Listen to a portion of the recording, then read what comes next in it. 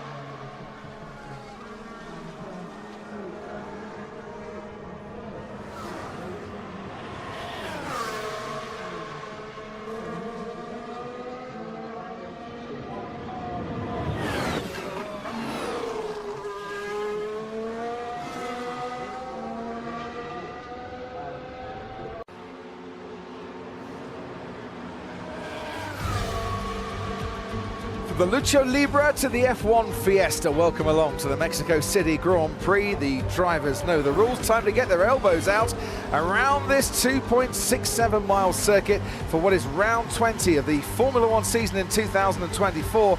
Time running out for Lando Norris to make an impression on Max Verstappen, who holds a 57-point lead going into this race. It is closer in the Constructors' Championship. McLaren, Red Bull, Ferrari making it a three-way fight all the way to Abu Dhabi. Today we fight over 71 laps. Valtteri Bottas, the race lap record holder. We got 3 DRS zones and 17 turns, and we're racing above sea level, 2.2 kilometers higher than sea level. The atmosphere is rarefied, and these tyres are going to be suffering in track temperatures of nearly 38 degrees. The soft, well, we saw Lando Norris go from 17th to 5th, going on the soft tyre to start with last season. The medium and the hard we should see being used by the majority of the grid going into this race this afternoon. And this is the scene here in Mexico. Los Diablos play in the baseball stadium, and going for a home run from the pit lane today, Esteban Ocon, after changing his battery. Zhou Guanyu 19th on the grid, and ahead of them Sergio Perez in his home race 18th, Oscar Piastri 17th. Absolute horror in qualifying for them. Franco Colapinto is 16th. Valtteri Bottas got out of Q1 for the first time in 6 races. He's 15th. It's an all Aston Martin row next. Lance Stroll and Fernando Alonso in what is his 400th Grand Prix weekend. Liam Lawson shares the 6th row with his teammate Yuki Tsunoda, whose crash in Q2 brought a premature end to that part of qualifying. Nico Hülkenberg into the top 10 for Haas. Alex Albon starts 9th, where he finished last year. Pierre Gasly starts 8th. Kevin Magnussen makes it 2 Haas's in the top 10 here for the first time ever on the grid. Lewis Hamilton starts 6th, where he started last year and finished 2nd. George Russell 5th on the grid, out-qualified Lewis for a 15th time. Charles Leclerc won last week from 4th in Austin. Lando Norris starts 3rd, where the winners come 3 times in the last 4 years. And it's Max Verstappen and Carlos Sainz on the front row. A 6th career pole for Carlos Sainz. Never finished on the podium here. What a chance he has today, Martin Brundle. Indeed, we've had all the hype, the breathless, wonderful atmosphere. We're higher here than most European ski resorts, and that gives many challenges to the cars, the tyres, and the drivers indeed. But now we get down to business. This is really what they're all here for: scoring points, scoring podiums, and victories. And as we get towards the closing stages of this World Championship, as you said, people running out of time to achieve what they hope for, what they dream for, and others on the defensive and looking over their shoulder a little bit. And this is a man, Sergio Perez, in front of his adoring home crowd, that's got, hopefully for him, a lot of overtaking to do. And Oscar Piastri, a little bit ran off track, lost a lap time yesterday, would comfortably have been right up the front end of the grid. So we have to assume he should charge through the pack, but they've all got to survive the long run down, the 800-meter run down to the first braking point and the first 3 corners, indeed the first lap, before they can settle down and think about the next 70 laps. And the tyres are up, and the top 11 all on medium compound tyres. Liam Lawson going long on the hard compound. Alonso, Stroll, Aston Martin medium, and then Bottas, Colapinto, Perez on the hard compound as well. Guanyu, also Zhou Guanyu, Esteban Ocon in the pit lane. Oscar Piastri is not going contrary to the front runners. He's the same. He's gone on medium compound tyres. They'll be hoping to get to charge through and pick up the pieces of the first few corners. And we're almost underway for the formation lap in what is the largest Spanish-speaking city on planet Earth, where there is somewhere in the region of 93 billion cars, it seems. It's unavoidable avoiding a traffic jam in this part of the world, but today, Martin, the key to anyone's race is to try and avoid a traffic jam on this track. Get yourself some clean air, and you can make up some points in places. Yes, it is less dense, so keeping your brakes cool, keeping your power unit cool is a challenge, especially when on this long straight, when they're at peak revs, peak load, and if they're following another car closely, where hot air is tumbling from the back of that car, and if you're behind 5 or 6 cars, you get a cumulative effect to an extent, and that's why we'll see them separating a little bit sometimes, not getting into the slipstream, just to keep their cars a little bit cooler. Otherwise, you just have to open everything up, and it's just too draggy. You might as well go home if you're going to run your car so super conservative on the cooling. And so it's very much, as is everything in Formula One, in motor racing in general, really. It's a balancing act of performance versus reliability and just the sheer pace they know they need to run at. Do you get the feeling we'll see a bit of a cat and mouse afternoon here, where drivers will try and get as close as they can to the one in front, but then have to drop back because of that cooling and just give themselves a couple of laps and then go for it again? We have seen that before. It depends on the comfort level the teams have built in with the cooling, but you may well hear on the radios or from us about lift and coast, and that takes a lot of energy out of the power unit. So if you normally brake at, let's say, the 100-meter board, lift at 200, 250 meters, don't touch the brakes, coast, so you're not using power, you're not putting heat into the system, then you can brake a little bit later because the drag has slowed the car down meanwhile. And if you get that right, you know what, you lose very little time. That's something we found out big time in sports car racing, like at Le Mans. If you get very good at that, you can, as long as you haven't got somebody right on your tail, that is, you can get very smooth at just taking a bit of energy out of the system. 400 Grand Prix weekends for that man there, Fernando Alonso, who made his debut in Formula One all those years ago for Minardi in 2001 in Melbourne. Racing here this weekend with Liam Lawson one place ahead of him. Liam Lawson wasn't even born when Fernando Alonso made his debut. Neither was Oscar Piastri, neither was Franco Colapinto. And I tell you what, Alonso will relish some duels against any of those on the track here this afternoon. We've already got the first 6 cars slotting into place.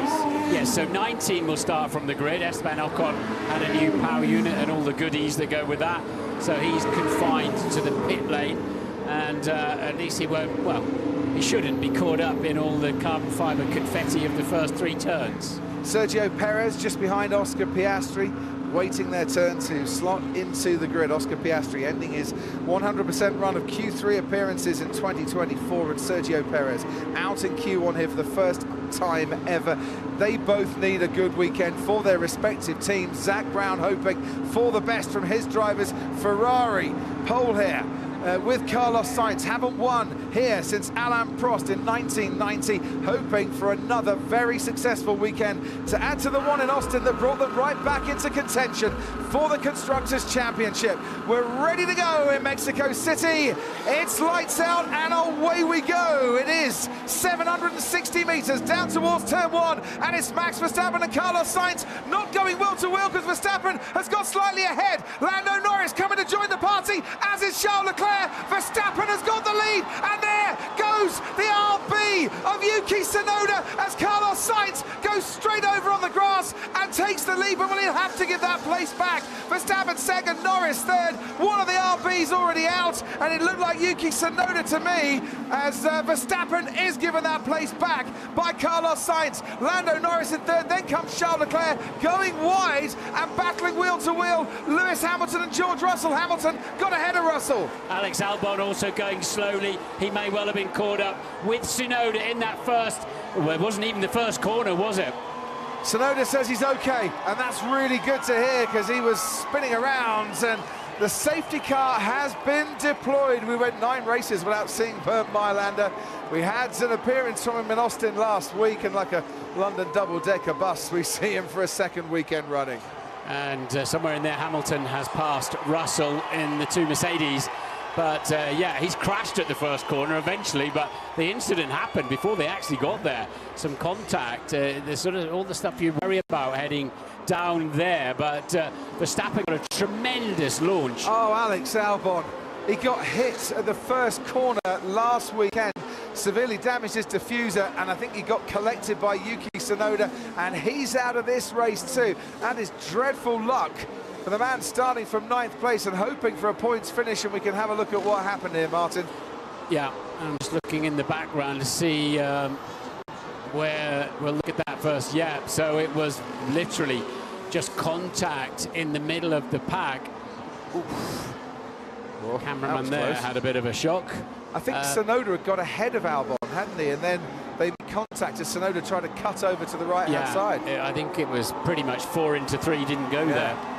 And it looks like debris on the track there, unsurprisingly. It's made its way back across the track, though. They need to clear that away because there's a high chance of puncture there. And great concern then with those shards of carbon fibre, or the confetti, as I named it before the race started, of cutting a tyre. And you don't want a kilometre straight at 350 kilometres an hour, 220 miles an hour, with cut tyres. So Verstappen, who's won here the last 3 years and 5 times in total, leads from Carlos Sainz.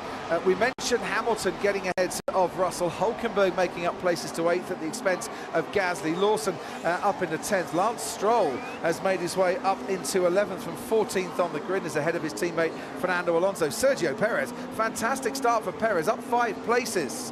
And maybe a little smile on his face for the first time this weekend on the track.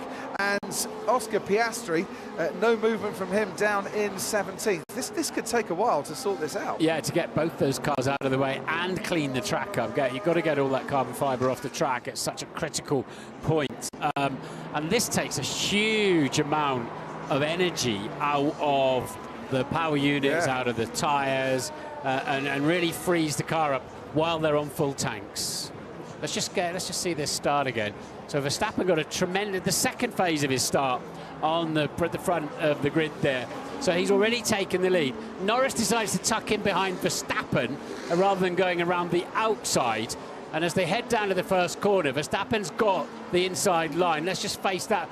And basically, Sainz had to go off the track because Verstappen ran up to the edge of the track, and we know that the stewards are more lenient with that kind of thing on the first corner particularly. So Sainz giving the place back now and living for another day. So the front runners, and I think we saw probably why where Hamilton got past. Yeah, right. This is not going to be pretty. Alex Albon with the yellow on the engine cover. Tsunoda getting a really good slipstream, didn't quite get ahead. 3 times they tucked, then he got ahead under braking, and Alex Albon clipped him. I think as Tsunoda just slightly moved over. Yeah, to be honest, when I see incidents like that, it amazes me they don't happen more often. So it was just a squeeze, wasn't it? It was the Alpine of Gasly squeezed Albon over. He had nowhere to go. And unfortunately for Yuki Tsunoda, I don't think he did anything wrong there, Tsunoda. But as I say, I watched that and wonder why it doesn't happen more often, actually. At first, I thought Tsunoda might have moved over on Alex Albon. I don't think he did, actually. No, I think Alex Albon had to move over towards Yuki Tsunoda because that's where he got squeezed by the Alpine. Yeah, the Alpine came slightly left. And Okay, just stop where you can. It's just that's... You know, we group them all up, we start them all together, and that's what happened. And this is, I think, Hamilton goes around the... Right, okie-dokie. Where are we? We're on... Well, that's the contact once again. Yeah, and we've got an errant tyre there. Hopefully did not make it any further than the runoff area. Whilst all this is happening, Sergio Perez is being investigated for a false start, which might explain why Sergio Perez made up 5 places, and he could be in a bit of trouble there. Lewis Hamilton heads of George Russell as we look back from Charles Leclerc's Ferrari. Russell came back at Lewis Hamilton, and George Russell would have seen the spinning RB in his mirrors, Martin. Yeah, I tell you what, Russell was very lucky not to be taken out there, so that is where Hamilton got through. And the wall and the debris fencing doing a great job there. But of course, you've got no ability really to slow the car down when you're 3 wheels on your wagon, and the front one's wagging in the air as well, isn't it? And you're just going to go until you hit something hard. Well, at one stage he was in mid-air, Yuki Tsunoda, so even putting the brakes on wouldn't have done any good there. James Vowles is the team boss at Williams.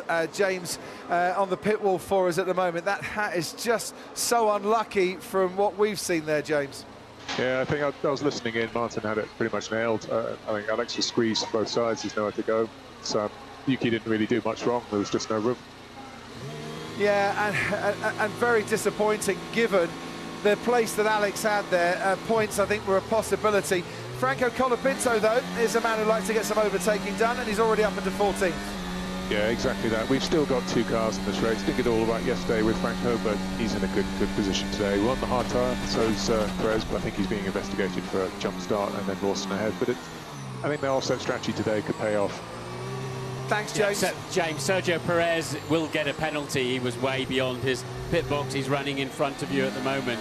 Yeah, understood. Well, let's see how the race goes. We'll be back with you a little later on. Thanks ever so much indeed. So Sergio started too far forward. Yeah. Yeah, there was no relative movement, but he was actually a long way forward of the yellow line, wasn't he? Just an update, our start is under investigation. Why? Says full start on the race control messages. No, it was a great start. Yeah, but it wasn't the start itself, it was the position that they'll be concerned about. Yeah, nothing wrong with his reaction. It was just the fact that he was ahead and too far forward in his grid box when the lights went out. So Sergio Perez under investigation. His teammate Max Verstappen, who's only led 20 laps in the last 6 Grand Prix before today, is leading this race. Yuki Tsunoda and Alex Albon are out. That, by the way, the second time in Mexico City that Tsunoda's actually gone out at turn 1 on the first lap. He did it in 2021 as well. It's the third time in his career that he's been out on the first lap of a Grand Prix. For Alex Albon, disappointment for him. Starting, as we said, in 9th place where he finished last year, and it's his first DNF at Mexico City. We're on lap 5 of 71, and that's the clean-up operation. They seem to have got most of the debris off the track. Yeah, so why we need a full safety car rather than a virtual safety car. The virtual safety car slows everybody down, but they can still be spaced out around the track, whereas with the full safety car, of course, you pack them all up and it's like a crocodile behind the safety car. So there's then a massive tranche of the circuit that's absolutely clear. And even then, when the safety car comes past, he can control the pack as he's doing and keeping them well out of the way. So this is better than having to red flag the race. Absolutely. Right. All these laps, though, behind Bernd Maylander and the safety car, what does this do for strategy? Bernie Collins. Oh. The drink is speeding when I'm doing zigzag, so like I need to drink even if I don't want to. Okay. Yeah, that's a problem, because he might need to zigzag to warm his tyres up a little bit. Yeah, it's a first world problem, isn't it, that one? I think we'll get over that. Says there's the man sat in a beautifully air-conditioned commentary box who's got loads of water in front of him and isn't zigzagging for the rest of the afternoon. But I've been out there when the drinks bottle didn't work for a very long time. To you, Bernie Collins. Hello, Crofty. Yeah, so just quickly on what this does for the race. We were expecting that one stop. We've already heard from McLaren team radio that's saying that this all makes plan A much more likely. So that's allowing them more flexibility on the stop lap because they've extended this first stint and they've had what we call a gentle introduction in the tyre. They've been able to wear it down a little bit, not overheat it too much. Watch the restart though, Crofty. Those that are on the hard tyre, these safety car laps may be cooling it a little bit too much. So that's why we're hearing the weave, and that's why we're hearing from, Ferrari about the drink when they're doing the zigzag. They are trying to keep temperature in these tyres without the downforce that we normally have at this level of altitude. And then the final thing on the Perez potential penalty. So from the Stewart documents, incorrect starting position can have a 5 or 10 second penalty. He's got a 5-second penalty, as you fully expected, Martin. Yeah, they have to, and I think he's lucky not to get a 10 because, frankly, if you're at the front of the grid, you might stick your car a full length out and go, I'll have 5 seconds, thanks. I'll lead into the first corner. it has to be a substantial penalty, but anyway, it's 5 seconds. I think that's fair enough. But the drivers are now really having to work hard to keep sufficient temperature, as I often describe them, heating engineers at this point, heating up some bits, cooling others, and they know now that the safety car is coming in this lap. So it's Verstappen's job to back off at some point, give the safety car enough space to get in the pit lane. You don't want to be So we have a 5-second penalty. We were forwards of the grid box. We were too far forwards. So, have a look. I don't think we were. There's marker boards either side to help the drivers, aren't there? Well, it's the big fat yellow line is is the clue. That's where your front tyre should be, and they extend it way outside, so the driver can see it. But so Max has now got to let the safety car go, which he's doing. Back the pack up. He becomes the de facto safety car because you've got to give the safety car a chance to clear the racetrack, and it's up to him now. It's entirely within his prerogative to when he wants to go, and there it is. And what he needs to do is get that jump start, catch people by surprise, and try and break the toe and the slipstream that Carlos Sainz and Lando Norris are going to be picking up behind him. And he's made an excellent job of the restart there, has Max Verstappen. Carlos Sainz is gaining on him. Lando Norris is a little bit further back. Charles Leclerc is gaining on Lando Norris here. But look at the slipstream effect for Carlos Sainz as we head down to turn 1. Verstappen's got enough of an advantage to go through into turn 1 in the lead. And don't forget, no DRS, no rear wing open until the end of this lap after the safety car's gone in. And that was surprising how much the Ferrari caught him. That'll be bothering Red Bull and Max Verstappen, because the Sainz was flying down that straight. I mean, it gives you, and the DRS will give you around about a 22 kilometre extra boost down that straight. But Sainz has got to stay within 1 second of Verstappen on this lap. Yeah. And it's only just there, isn't it? No, it's not now. So Max is hightailing it down the road and getting himself out of DRS. That's a very good effort with the tyres as they are, and he's done it. Yeah, we didn't really talk about the start too much, and the stewards had a little look at that lap 1, turn 1 incident. As Sainz going off the road, they decided no further investigation. Basically, Max positioned that car absolutely where he needed to, and Sainz had to bail out, as you said, but it wasn't like Austin where they both went off the track at the first corner. Right, end of lap 7, start of lap 8. Max Verstappen leads from Carlos Sainz, and the gap was exactly 1 second as they crossed the line. Lando Norris 7/10 behind in 3rd place. Charles Leclerc is running in 4th. Let's see back to see if there's a move here. Fernando Alonso potentially on Lance Stroll. No. Sergio Perez right behind these two. He will have to serve a 5-second penalty when he comes into the pits. And Piastri on the medium compound tyres, surprisingly, as they enable the DRS now, still down in 17th place. I thought on those tyres he might find a bit of extra purchase and be able to start wading through a bit earlier, but let's see what he can do as the race unfolds. A very long way to go yet, although you know what, with that safety car we're already over 10% through the Grand Prix. Well, the safety car will make that marginal one-stopper just a little bit easier. You're right. Fernando Alonso giving it all to try and stay within touching distance of his teammate Lance Stroll. Sergio Perez hanging on to the back of this particular battle. Through goes Pierre Gasly, still in the top 10. Hülkenberg and Magnussen, though, running 7th and 8th. Great starts. Magnussen holding that 7th place. Hülkenberg making up 2 places for a Haas team that are properly on a roll at the moment. I saw Gene Haas last night, and he was beaming, grinning from ear to ear as he had dinner with his team boss. Sainz got the rear wing open this time. He got within the second. Look at the pace he's got. He's going for it. He's going for it down the inside. Carlos Sainz on Max Verstappen. Runs a little bit wide. Verstappen tries to fight this, and now he switches back to try and go around the outside as Verstappen. Sainz has got him coming off, but a really good exit from Verstappen, though, out of turn 3 and towards the next braking zone. He's still got DRS as Carlos Sainz, and that's kept him ahead. Yeah, you get a double dose of DRS, 1 detection point for 2 zones there, and that saved the day for Sainz. He's now got to try and get over a second ahead.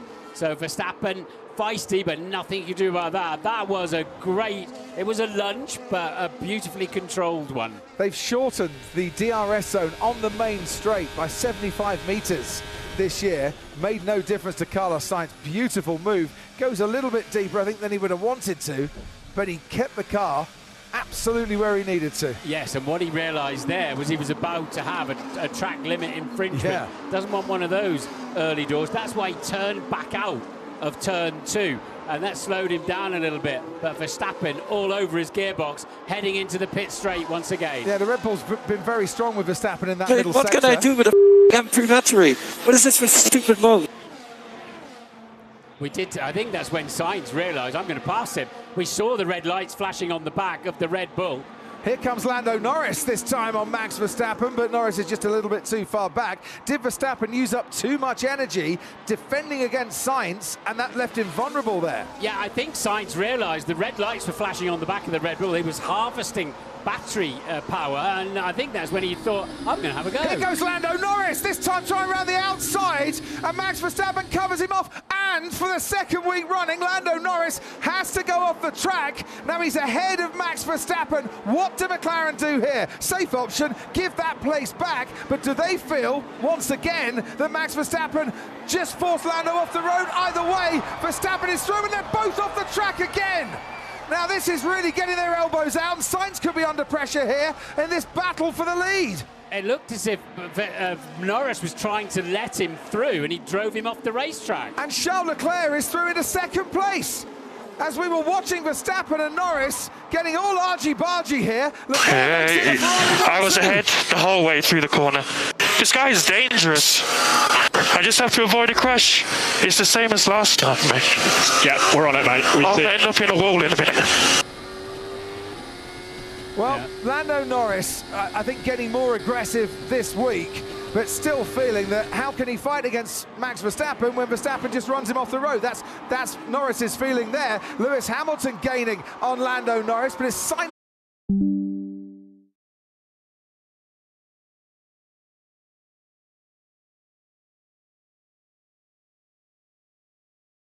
Ferraris. Yeah, both Verstappen and Norris have silver platter to Ferrari. If I was Red Bull, I'd be saying to Max, give the place to Lando now. Yeah. And let's fight again. He overtook off the track and pushed me off. Yep.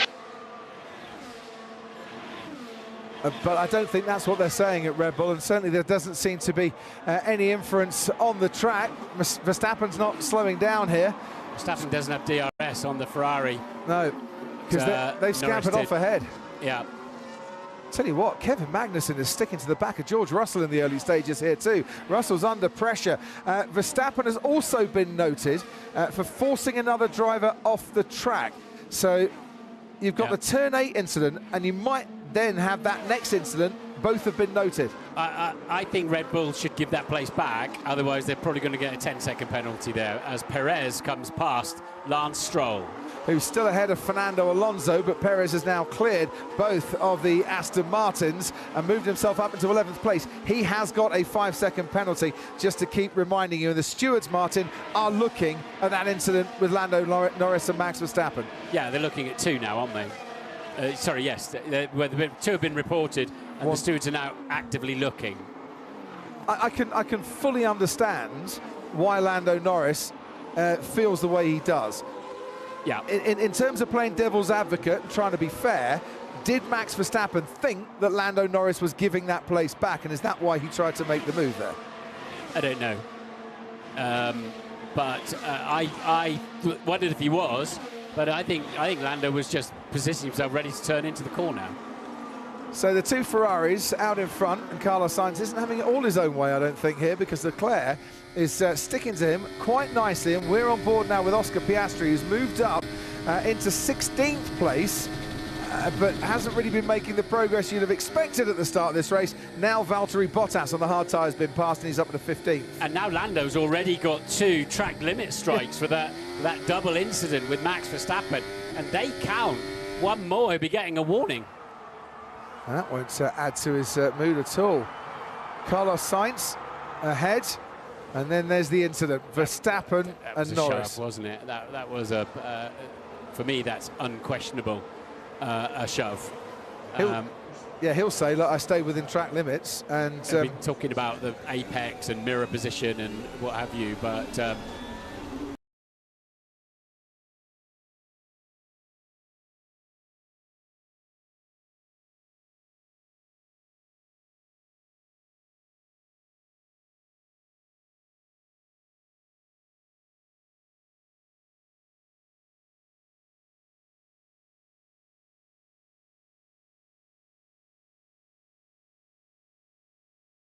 sorry, Max, that was outrageous. He might claim that exactly what he has been doing so far, and the stewards have said is okay, in the second instance, yeah, that was pretty clear. Lewis Hamilton on the inside, George Russell we ride on board with. This the battle for 5th place. Verstappen has a 10-second penalty. We're on lap 14 of this race.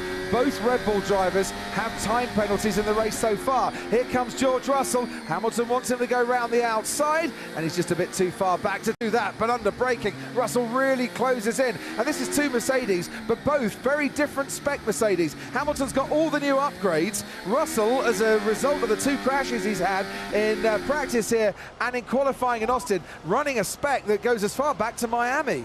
So Max, for info, you've been given a 10-second penalty for forcing Lando off track at turn 4. So head down. 10. It's quite impressive. There was a lot of whinging. A lot. Well, but you can understand that, and you can understand why the stewards have given that 10-second penalty, because they will have felt that what Max Verstappen did was dangerous. But what about turn 7? I thought that was more dangerous. Well, it was much more dangerous. That doesn't seem to be being looked at by the stewards. Right, trying to break the toe, Lewis Hamilton in 5th place, and George Russell coming at him. Here's the battle between the 2 Mercedes drivers once again. He's got DRS as George Russell. Hamilton now forces him towards the outside at turn 1. Russell is clean through and goes a little bit deeper, but hangs on to that 5th place. Neat move by George Russell. Yeah, the Silverstone pack just overtook the Mexico Aero pack. Bit uncomfortable, but you have to say, Lewis was defending that one very hard indeed in the move before the braking zone, but all within the rules. And still Kevin Magnussen right on the tail of the 2 Mercedes here as we can look once more. And I know they've shortened this DRS zone, but it doesn't seem to have prohibited overtaking here. Oof. Is that a bit late from Lewis? That was a day late and $1 short there from Lewis, but hey-ho, I don't suppose his team or his teammate are going to be on the radio talking about it, but that was right on the limit. In fact, it was a bit late. Come on, guys, stop just taking honestly. I think Carlos felt that Charles was aggressively trying to close in on him, and it just needed to settle down here and maintain the status quo. Ferrari on for a first 1-2, back-to-back 1-2 finish since Bahrain and Spain 2008. Listening to that radio message, it must have been all that drinks bottle that Charles was having to consume. Well, he's dropped back a bit now, maybe to save his tyres a little bit and get some cooling air through the louvres on the side of that Ferrari. Fernando Alonso pits lap 16 of this race, and I think that's a bid by Aston Martin to get Fernando Alonso into some clean air as well. Or is that a bid? Oh, I think that he's retiring. I'm going to say, because Fernando Alonso, 400th Grand Prix weekend, he stops on his marks a lot better than that, and he's been told to retire the car. That is such a shame. That really is. Yeah. He's got the glorious helmet recognising 400 weekends. I know you don't think it's 400 starts, Crofty. Well, I hope in Qatar, when he makes his 400th start, that he has a much better weekend, Martin. I think if you've risked your life and sweated, you were there. And even if your car breaks down, go to the line, or your Michelins weren't allowed to race in Indianapolis. Anyway, we'll always disagree about that one. Let's agree about this race. And keep it clean. You have a good pace. Keep it clean. Sounds like they're expecting him to be side by side with his sister car at some point. Yeah. My information is, speaking to our colleagues at Sky Italia, no team orders at Ferrari. Sainz and Leclerc free to race each other. Maybe, Martin, because Carlos Sainz, if he is leading this race, won't listen to any team orders to promote his teammate. Look at Magnussen hunting down Hamilton. What an impressive job the Haas team are doing, aren't they? Outstanding for such a small team. Oh, it's super to see. Ayo Komatsu has just turned things around with clever engineering at that Haas team, and they continue to go from strength to strength. Sergio Perez, meanwhile, turning around this weekend. Now he's got Liam Lawson ahead of him. Liam Lawson, who the smart money is on to race in that Red Bull car for next season. And wouldn't Sergio Perez love to make a little impression on that particular story right here, right now on the track, and show that he's still very much got a future? Yeah, Lawson in the points at the moment, and I think he unquestionably has a future in the Red Bull empire on the grid somewhere next year. It'll be interesting to see where, and as you point out, most likely in the seat behind him right now. But I think Sergio Perez will be very satisfied with the opening phase of this Grand Prix, as will his fans in the grandstands. But the thing is, he's got to be aggressive. He's got to attack Sergio Perez, because at some stage he's got that 5 second to serve in the pit lane. Let's see him get aggressive, potentially against Liam Lawson down this main straight. The battle for the last points place. Lawson returned to Formula One last weekend and finished in the points, 9th from 19th on the grid. Here comes Sergio Perez. He's gaining. He is gaining, but he is just too far back to make a move into turn 1. But as you said a few laps ago, Martin, you get a double dose of DRS here as the crowds, shout "Vamos" at the top of their lungs. Here comes Sergio Perez, then responding to that. Lawson wants him to go down the inside. Perez is trying to do that. Oh, Lawson has to go almost off the track, but he hangs this one out for a bit longer. Perez is off the track, and they're still going wheel to wheel, and Lawson stays ahead. And Perez somebody lost some pieces in there. And Perez slow out of the corner, but seems to be gathering speed now. Lost a few aero pieces in there. Good wheel-to-wheel combat. If I was Lawson, I'd be wearing a balaclava when I leave this place tonight to go to the airport, I think, especially if they'd have actually finally made contact. But that's really put Sergio Perez off his stride. And it's allowed Lance Stroll to get right on the tail once again of Sergio Perez. Right, race control, Bernie Collins, what have you got for us? Yes, Crofty, I was just going to come in quickly on the Alonso retirement for you. Just listening to the What are you doing? Is he okay? He's fine, Sergio. Carry on, Bernie. I was just going to say on Alonso, just before that, he seems to have got something stuck in a radiator or brake duct in front of the car.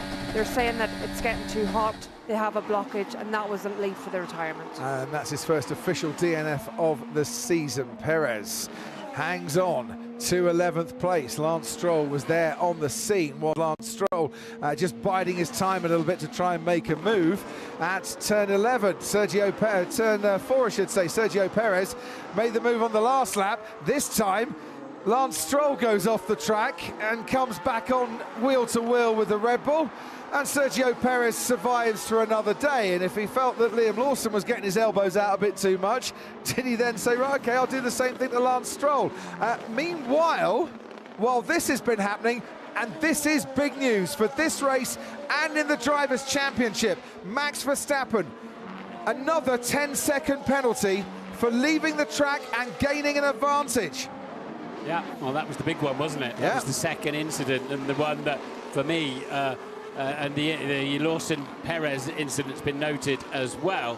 But I had a feeling he got something else coming his way, because they penalised him for the first one, which was marginal, but some rude and cheeky. But the second one was just plain dangerous, and so now he's carrying a 20. So that's just about a full pit stop, isn't it? Yeah. Of a penalty. What it does, if he was to serve it right here, right now, it would take him out of the points and just ahead of his teammate, well, so in 10th place, sorry, just ahead of his teammate Sergio Perez, who has been noted with that Lance Stroll incident for forcing another driver off the track. Piastri, we saw get past Bottas about 3 laps ago. He's got Colapinto just ahead of him.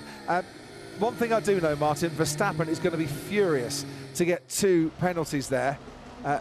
We'll have a look at the Sergio Perez incident first. Down the inside, he wasn't ahead and there wasn't room. Where do you call the apex there? I mean, Lawson went to cover, and I think what Perez did was completely reasonable, to be honest. He wanted, that's why he lost ground. He had a massive slide then, didn't he?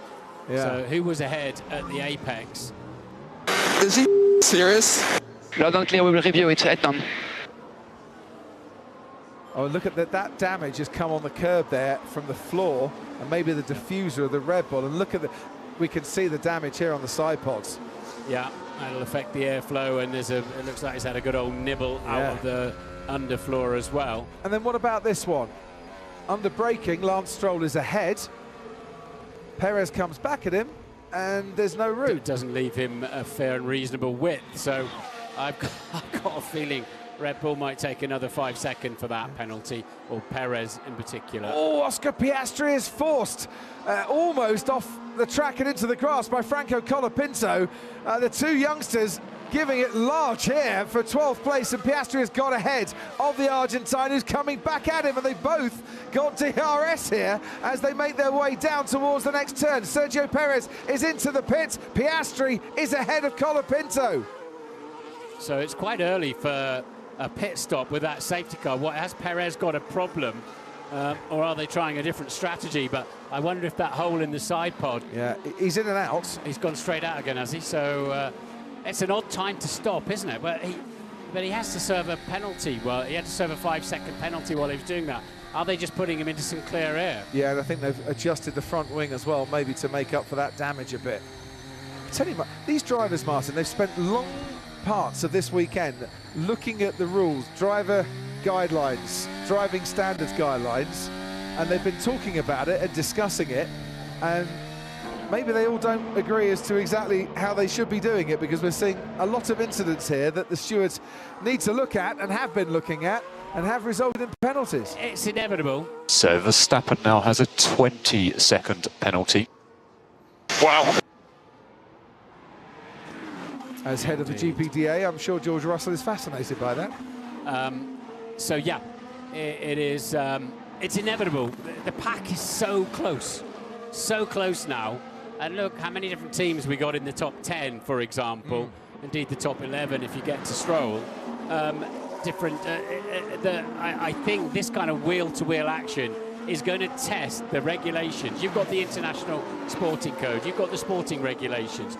You have the race director's final instructions, and you have the guidelines. They conflict, and they're being tested out massively now, and it'll be a topic for them all to sort out. And we go to Sao Paulo and we race again in 7 days' time, and I just get the feeling, get the drivers. So Max, update.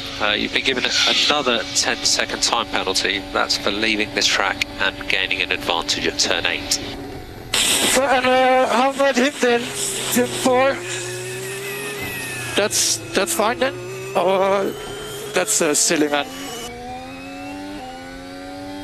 He tried to bite his tongue, but in the end he couldn't bite it any longer, Max Verstappen. No further investigation, by the way, Lawson and Perez. Lawson stayed ahead of Sergio Perez, who picked up a load of damage. Now I just wonder, Martin, if they can't all get the drivers together before Sao Paulo and actually come up with a framework that they all agree on to take into the next race, because as you say, the pack is so close together, the sooner we sort it out, the better. Yeah.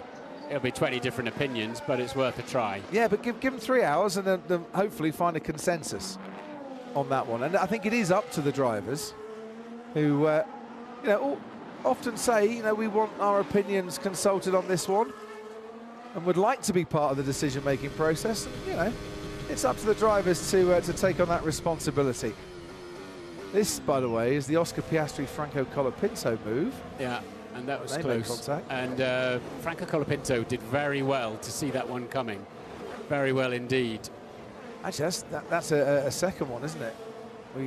We saw one before between those two down the main straight. They're having a good old ding-dong. Now, Lando Norris gaining a bit here on Max Verstappen, but still not within the DRS range of him. Bernie, to you. Yeah, so it's just going to come in a little bit on the Perez pit stop there, Crofty. So they did that pit stop, I think the main reason possibly to realign the front wing for any loss in the aero that they had.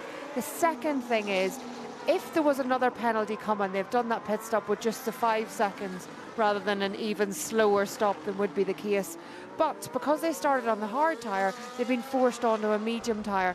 Now, with as many laps as we've left in this race to go, is that possible to go all the way to the end?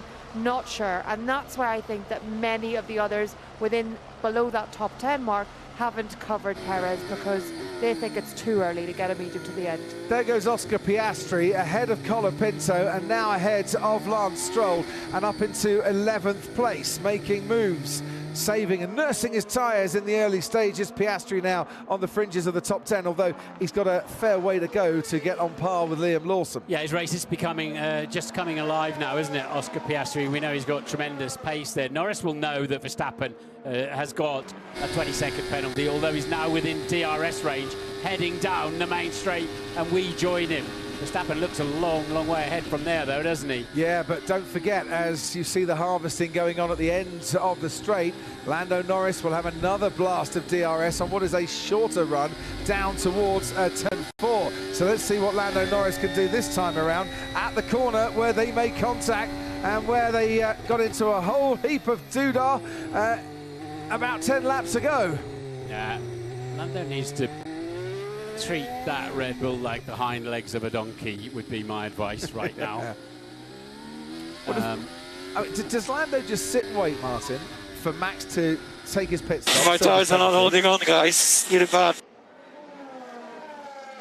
Or does he try and go for the overtake? Because Verstappen probably holding him up a little bit here, and the Ferraris are scampering off into the distance. Yeah, he needs to make it absolutely not a 50-50 move, though, I would advise. But Max is obviously hurting with his side. I think Red Bull, I think I said it at the time, Red Bull should have told him to, on that T7, T8 lark, which it was, nothing less than, they should have said, hand that back now, and then they would have saved themselves a 10-second penalty. Carlos Sainz leads by 5 seconds from Charles Leclerc. Max Verstappen 5 seconds further back. Lando Norris in DRS range and gaining on the Red Bull and here he comes down towards turn 1. Had a bit of a look, thought against it because maybe it wasn't exactly 50-50 and safety was the word of the day. No further action. The stewards, Lance Stroll and Sergio Perez, for Stroll being forced off the track. Yeah, I think the stewards have been a little bit kind with Lawson, to be honest, in that incident with Perez, and a little bit kind, well, quite kind to Perez in the incident with Stroll. They've let those two go. Ferrari then, with this 1-2 at the moment. Red Bull in third, McLaren in fourth. And if the positions stay as they are, which will be amazing because we're only on lap 26 out of 71, Ferrari would be 16 points behind McLaren in the Constructors' Championship. Red Bull would drop to third place. Max Verstappen will be leading the Drivers' Championship, potentially winning the Drivers' Championship with the third place constructor. He's coming in now. That hasn't happened for a long, long time. Nelson Piquet with Brabham in 1983. So Norris now gets freed and he can chase after the Ferraris. But Max will come out on fresh tyres, won't he? The undercut's not especially powerful there. He's got to get the hard compound tyres up to speed. Karun's down there. I am, Martin. It feels like an eternity. Everyone just standing around watching the car. This is so unusual, really, isn't it? And 20 seconds in a race where these cars are already struggling for temperature. I can see the fan above Verstappen's head. They're trying to get air into the airbox to try and keep the engine cool. Apparently Perez was already reporting with high temperatures before his stop, so this was double bad news for Red Bull. He's gone under hard tyre and is heading back out of the track. Yeah, and that's why McLaren don't have to respond too quickly, obviously, with the penalty, but that's like being on the naughty step at the front of the class, isn't it, for a very, very long time. And he comes out behind Esteban Ocon, down in 15th place. Esteban Ocon having a little look there at Zhou Guanyu. Lance Stroll has pitted as well, 2.5 second stop. And to add to Verstappen's woes, what often happens with these pit stops, Martin, where the penalty needs serving, is the pit stop's a bit longer than you'd normally expect. So he was 1.5 seconds stationary longer than Lance Stroll was, for instance. Yeah, absolutely. It's quite slow out there. Some of these corners are like 50 miles an hour, but then the snake that follows is quite a challenge in a Formula One car. Obviously, they're carrying nothing like the speed they were in qualifying. They've got a lot more fuel on board, and their tyres are a little tired as they're trying to edge them through into the Grand Prix. So Sainz, Leclerc, Norris, Russell, Hamilton make the top 5, and Magnussen's fallen away from the 2 Mercedes now, but maintains 6th with his teammate Hülkenberg behind him in 7th. And for Lando Norris, he's now been freed up and he's been told by his McLaren team, right, use this clean air. nice, clean air that you can punch a hole into and keep your car as cool as you possibly can. Use it to your advantage and try and close that gap on Charles Leclerc. We'll see how that goes as Esteban Ocon with the DRS gap open on his rear wing has Zhou Guanyu in his sights down the inside. Goes Esteban Ocon. I don't think Zhou Guanyu was necessarily fighting that one too hard. It's good grip on the inside there. Anybody who's lunged down the inside has not actually had a problem locking the front axle up, so it does seem quite grippy in there, to say the least. Now with all these pit stops, Piastri's moved up into the points. Colapinto is on the fringes of the points. Piastri is starting to lap round about a second a lap quicker than Liam Lawson on those hard compound tyre. And Charles Leclerc has responded to the Lando Norris potential charge by setting a new fastest lap of the race. And the gap will be 42 points between Verstappen and Norris if it stays the way it is. I doubt it's going to, but this is the sort of weekend Lando Norris needs. He needs to put some big points difference between himself and Max Verstappen, especially as it didn't quite go that way for him in Austin. Hamilton's stop time, 3.1 seconds. It's not the fastest we've seen from the Mercedes pit crew this season. He'll come out behind Oscar Piastri, and hopefully, in terms of the Mercedes strategy, ahead of Franco Colapinto. There is the Williams, heading down the main straight. No, Hamilton slots in behind the Argentine in 10th place. Hard tyres for Lewis Hamilton, and as we look a little bit further back, there's Max Verstappen. Verstappen down in 13th place, and well, if Verstappen's going to make an impression on the top 5 or 6 in this race, Martin, he's going to have to try and get past Lewis Hamilton. Indeed. And also, of course, we know the Red Bull is working its tyres harder than the other front runners, judging by the first team. We'll see how they perform on the hard compound, but, you know, Max was needing those tyres, wasn't he? He was calling for those tyres and others. So now it's very much a sort of a 3-horse race out front, isn't it? 2 Ferraris and Norris, and this is turning into a nightmare event for Red Bull. A lot of it, no, in fact, all of it, self-inflicted. Certainly was with Sergio Perez, and then Verstappen and his actions with Lando Norris earning him that 20-second penalty. If you're just joining us, lap 30 of 71 here in Mexico City. Verstappen trying to get himself back up into the points and as high as he possibly can after tumbling down the order when he took his pit stop and served that penalty. It's all gone rather smoothly for Ferrari out in front. Sainz leads from Charles Leclerc. Verstappen did lead the early part of this race. Sainz used DRS to blast past Verstappen and to get that lead of the race back again. Lando Norris holding 3rd place at the moment, as here goes Max Verstappen on Esteban Ocon, and that a very nice easy pass that he would have been looking for. 11th for him, Hulkenberg pits, and he's now back down to 14th, but a lot of the top 10 haven't pitted in this race yet. Karun, to you. But the pit stops are being triggered, Crofty. Pierre Gasly was the first of that little group who came in. It was a bit of a slow stop, actually. He was under pressure from Liam Lawson, so they brought him in. But a slow stop means he's still 3.5 seconds behind Hulkenberg, despite Nico Hulkenberg staying out a little bit longer. Lando Norris is being told to box as well. And just looking here, not to cover off Verstappen necessarily, but I think to get ahead of Lewis Hamilton, potentially, as out he goes once more, or to certainly stay ahead of Lewis Hamilton, which he should do quite easily. Lando Norris back out into this race. George Russell has gone through. He hasn't pitted yet. Really good pit stop, but 2.3 seconds from the McLaren crew. That's what they've done here. He's ahead of Lawson. He's ahead of Piastri, who haven't pitted yet. Here's Hamilton behind Colapinto. He's got some lovely clean air, Lando Norris. He nurses tyres, bring them in, and they found the perfect gap for him. As there goes Hamilton, past Colapinto on fresher tyres, and back up the 7th. And they would probably think with Norris, let's not put him out, and with the pitting Leclerc now to respond to that McLaren. Let's not put Norris out too close when he's got to warm up the hard tyres on the out lap against, but he's plenty clear, isn't he? Yeah. Of Hamilton, and on his way, a nice stop done. And Lewis Hamilton being told by Bono, his engineer, that Verstappen with that penalty means we are now racing him. Leclerc pits from 2nd in this race. That'll be to cover up that'll be the cover off, I should say, Lando. Norris Karoon's down there.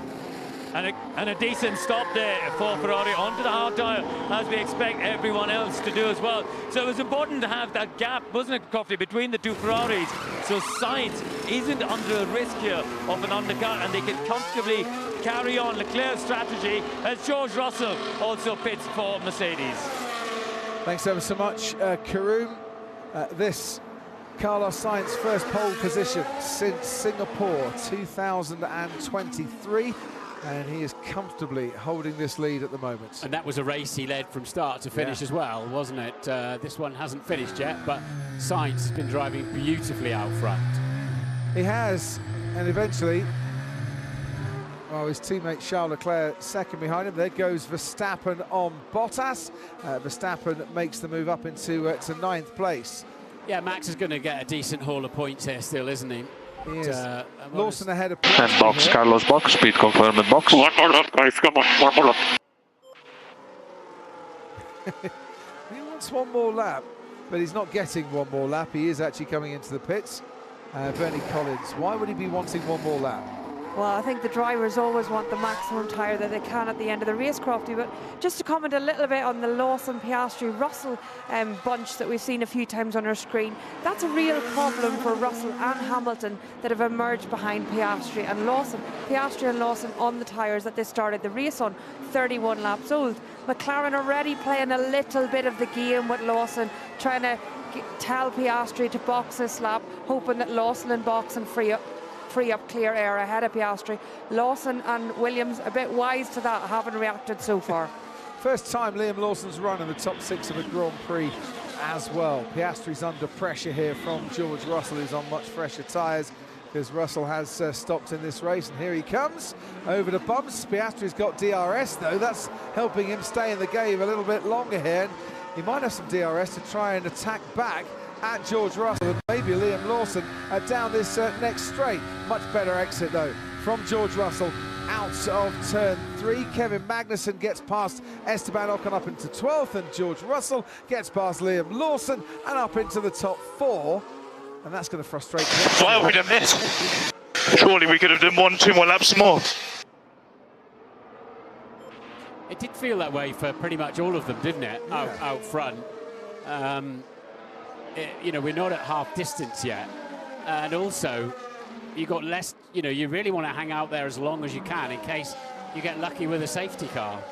That's very true, which could absolutely transform your game at this stage of the race. And well, I think.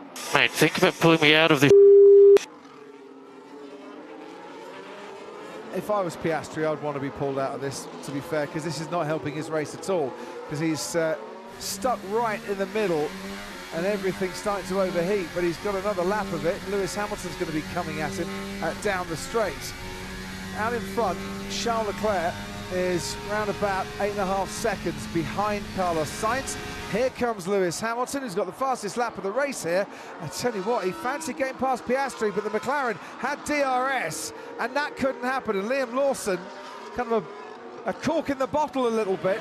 Piastri sliding around as he tries to get on the power. He's under pressure once again. Lawson's doing a brilliant job here as down the inside goes Piastri. The only way to get out of any threat from Lewis Hamilton is for Piastri to make the move, and it looks like he's done just that. And out of the next right-hander, Lewis Hamilton dives down the inside at turn 6. Liam Lawson loses 2 places in 2 corners. Yeah, look, Piastri was a little bit too gentle when Russell came through, gave him plenty of space. He was not going to make the same mistake twice with another Mercedes, that being Lewis Hamilton this time, and he managed to survive or retain 1 place and then take it an extra one into the next series of corners. So that was important for Piastri, and this is a double move from him, but it wasn't in the braking zone. You can see him moving over there once, and there, I think, to get out of the rear wing. Yeah. To get his downforce back, otherwise that could have been a problem. Stuck behind Lawson. Yeah, it was pretty punchy there from Piastri, but I don't think it was too late. Well, Piastri's got to defend again. Here comes Lewis Hamilton. The battle for 5th place should be a little bit more straightforward on this occasion for Hamilton. It is. Into the first corner we go. and Hamilton is up into 5th. The first corner where we lost Yuki Tsunoda and Alex Albon on lap 1. 3 retirees in total. Fernando Alonso in his 400th Grand Prix weekend, retiring due to a brake issue related to cooling. So who's Piastri actually racing now? It is effectively Lawson, isn't it? Piastri hasn't pitted, nor has Lawson. Colapinto, that's where he's racing, isn't it? So 1, 2, 3, 4, he's sort of racing for 6th or 7th place, isn't he, Piastri? He is at the moment. I wonder if they'll use Piastri, keep him out there for that much longer, and try and hold up Max Verstappen when he comes through, because there's only a couple of cars in between Verstappen and Lawson at the moment. That's Colapinto there and Lawson himself. I don't know if they need to do that, really. They just need maximum points from McLaren, don't they? And Perez is very steady at the back. I suspect his car is damaged. We saw a lot of damage on the floor on that. But since those incidents, Perez's pace, and he's back down in 16th out of 17 runners. Yeah, and he's got that damage to the side pod as well. It's costing him all sorts of pace. It really is. Here comes Max Verstappen on Franco Colapinto. A lot of pace for the Red Bull against the Williams, and behind these two, Valtteri Bottas getting overtaken by Kevin Magnussen, who are both on the hard tyre, but Bottas has run those hard tyres from the very start of this race. Piastri, Lawson, Colapinto and Bottas, and Zhou Guanyu and Esteban Ocon, the drivers who haven't pitted yet. Bernie, to you. Yes, Crofty, so just going to come in a little bit on Russell. Anyone that's watching that lap time versus Hamilton, obviously Russell was a bit quicker in that first stint, but now Hamilton looks quicker. Hamilton with older tyres had to come through the same traffic as Russell as well, which we'd seen. Russell has been told there's asymmetry across his front wing, so that might mean that potentially in the pit stop one side got adjusted correctly and the other side did not, so that potentially affecting the balance of his car and how much Russell is fit to lean on that Mercedes in that second stint of the race. And his teammate Lewis Hamilton coming back at him, and now 3.3 seconds behind. Carlos Sainz seems to have this covered quite nicely, Martin. Charles Leclerc could be under threat, I think, from Lando Norris towards the end of this race. Both Leclerc and Norris are catching Sainz. If you remember, Sainz was 12.1 ahead just before he pitted. It's now 7.8 ahead, as you can see on your screen. So they're both coming at him a little bit. Then the Mercedes are not quite fast enough, and that looks like a broken front wing to me. That's why he's got asymmetry. The front wing flap is quite badly broken. That will be generating some understeer and hurting the airflow generally under and round the car. Is that the sort of thing the FIA and the race director would look at and say, you need to change that? If it's broken, I don't want it flapping around too much. They would talk to Mercedes, who will, I'm sure, assure them that the integrity of that wing and that design is not a problem. So, Carlos Sainz, I said he had it comfortably out in front, had a big misfire out of turn 3, so another 0.3 of a second down on Charles Leclerc on that last lap. Leclerc a little bit quicker than Lando Norris. Leclerc the only one lapping in the 120s. And Max Verstappen just saying on the team radio a few moments ago that his tyres aren't working. And we have seen the Red Bull struggle on the hard compound tyre in previous races, Martin. He did do the fastest lap for a while, but Hamilton's got that at the moment. But I do know that on the radio, Leclerc all the way through the first stint was being told to lift and coast. They must be running very hot with the Ferrari, even in free air. 7th place for Max Verstappen, gets past Franco Colapinto. Max has also been told, have a little look at lift and coast, and this can be anywhere up to about 200 metres before the corner, certainly into turn one, where you lift and coast and you just keep things nice and cool. And at this stage of the race, these cars have taken a fair bit of punishment. We're only just past half distance. Here's Nico Hülkenberg trying to get himself up into 11th place and doing a very nice job of that as he manages to get past Valtteri Bottas. And Sauber's strategy today, hold on for a safety car as long as we can. Yeah, there is grip on the inside, but down the main straight on the inside is very, very dusty still, isn't it?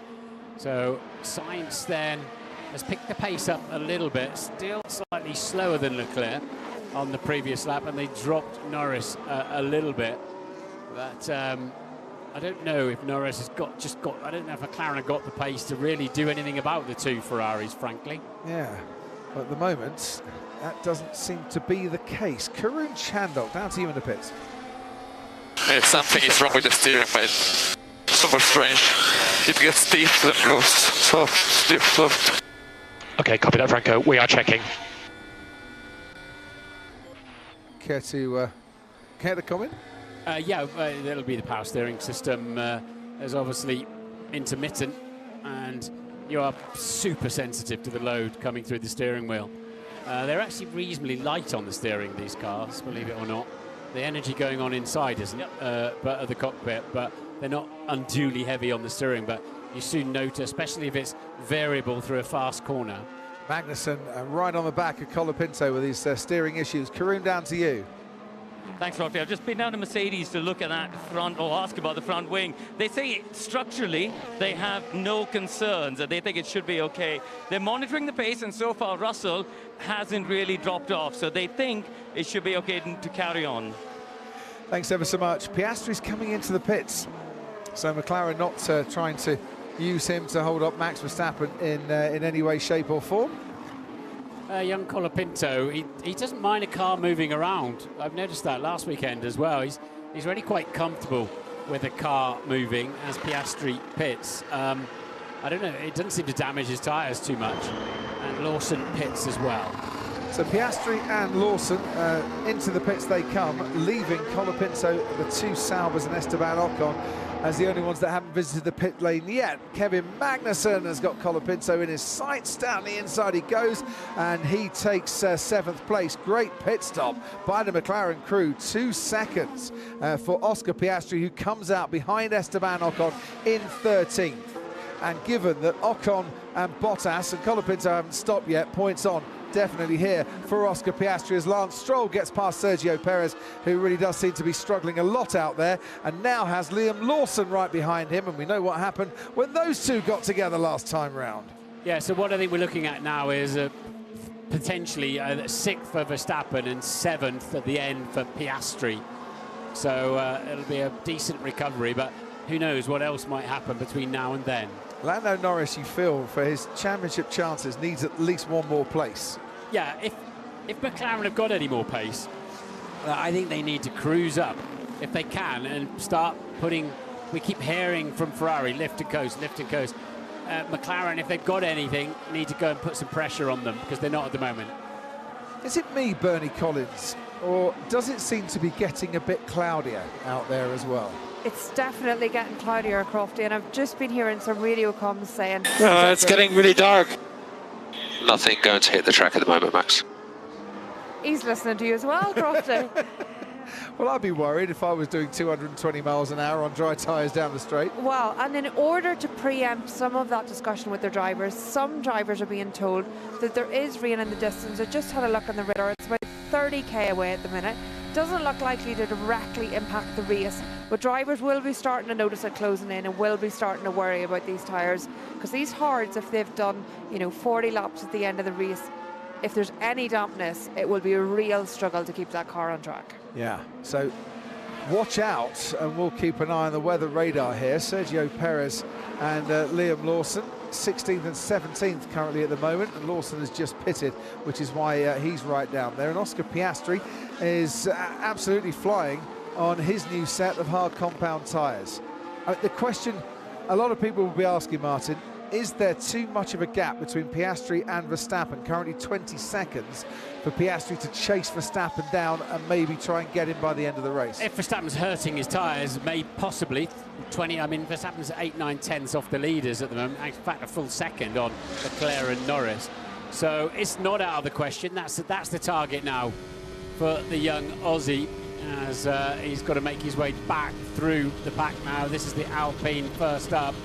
Happy days, DRS and fresh tyres for Oscar, and he starts marching through. It's a 20.3, fastest driver on the track last time around, actually by a reasonable margin for Oscar Piastri. So that's his target, isn't it? And now, and that would please his team bosses, wouldn't it? If he could cruise up behind Verstappen.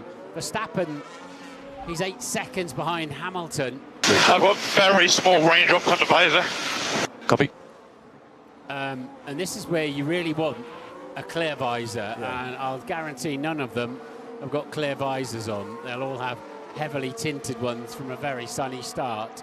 I always want the reply back though, check for sweat, George, check for sweats, just to make sure that it is a small raindrop. Yeah, it's clouding over, but I've seen it cloudier and darker and not raining here in Mexico City. Valtteri Bottas still in the top 10 and under pressure here, and Verstappen with another radio message there concerning his tyres and saying he's got no grip. He did a 1:21.5 on the previous lap, did Max Verstappen. I'm just going to compare that with Piastri as he's on the fresher set of hard tyres, and we'll see what the difference is between them. Piastri did a 1:21.3, so he's not going to make an impression with that sort of lap time, but he's got DRS here behind Gasly, behind Bottas. Gasly's going for the move on Bottas to try and get into the top 10. Under braking, he closes the door on the Sauber, who then just closes off Piastri. And this is holding up the McLaren a little bit, who should get much better traction, but he's being disturbed by the turbulence coming from that Sauber. Valtteri Bottas, former pole sitter here, missed out on Q3 for the first time ever this weekend in Mexico City. He has now been passed, and Piastri's up to 11th, while Hülkenberg has got his teammate Kevin Magnussen in his sights now as he gets past Franco Colapinto. Yeah, so Piastri's tyres 13 laps younger than Verstappen's tyres. Verstappen came in on lap 26. We know he was the first really to pit, wasn't he, of the front runners? And that was lap 39 for Piastri, and that's we love to impress ourselves with the term delta. That's the difference, the tyre delta that Piastri has. But a sprinkle of rain would liven it up a treat, wouldn't it? Yeah, wouldn't it just? And out in front, 6.5 seconds the gap between Sainz and Leclerc. I wouldn't get worried if you're a Carlos Sainz fan just yet, but Leclerc keeps bringing that gap down a bit. And Lando Norris now less than 5 seconds behind Charles Leclerc as we ride on board with Oscar Piastri. The car in front of him is the Alpine of Pierre Gasly. Gasly's looking to see where he goes, and down the inside goes Piastri. And he needed to clear the Alpine very quickly. Yeah, Gasly's smart enough, more than smart enough to know that's not his fight. No point in losing time, as Perez has to pit again for the second time. No penalty to serve this time. We didn't see his first stop at all, did we? No, I saw it out the commentary box window. He made an adjustment to his front wing. Yeah, and he obviously served his 5-second penalty at the same time on the first one. So out he comes, and it's just been a miserable Mexican Grand Prix for Sergio Perez, but on these new medium tyres, let's see what he can do between now and the checkered flag. Piastri's up into the points and now ahead of Gasly. The two Saubers and Esteban Ocon and the Williams of Colapinto still holding out for a safety car, and Ferrari thinking, no, just keep it as it is. We don't want to use those wet tyres at all. Piastri with 2 track limit warnings very recently, within 8 minutes, so they need to keep an eye on that. And the city, well, it doesn't look too rainy out there, does it? Looks a bit smoggy. It certainly is that. Vibrant city is Mexico City. It's a great place to come to, especially if you like getting stuck in a traffic jam. We haven't heard any more about his misfire in turn 3. So Sainz just done a personal best. He's marching along nicely, isn't he? He certainly is. Carlos Sainz, who was back on the podium again in Austin, his best results. That's second place since his win in Australia. Got 2 second places in Austin because he finished runner-up in the sprint as well, and had a 7-race run without a podium, ended right there. Never finished on the podium here in Mexico. Never been on pole either. And the way this is looking, it's that run is going to come to an end in round about 35 laps time. Norris 10.9 off the lead now, still just nibbling away at that, but nothing more. He just set, as you said that, Marty, he just set a new fastest lap of the race, Lando Norris, which I think is important.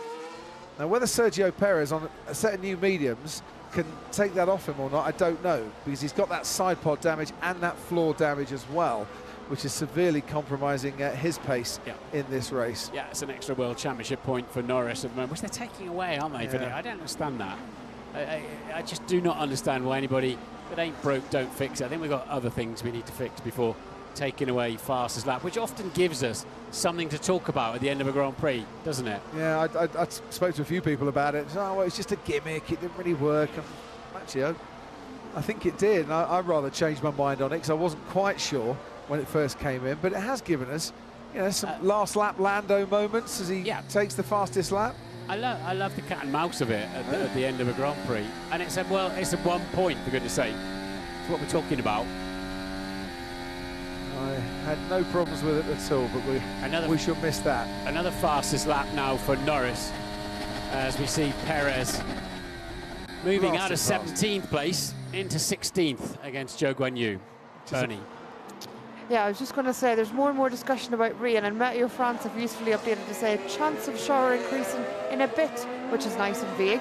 But so lots of discussion still happening on that. But I wanted to come in, let's ignore the rain for a minute. Let's assume it continues to be a dry race for, I think we've got roughly 40 minutes left.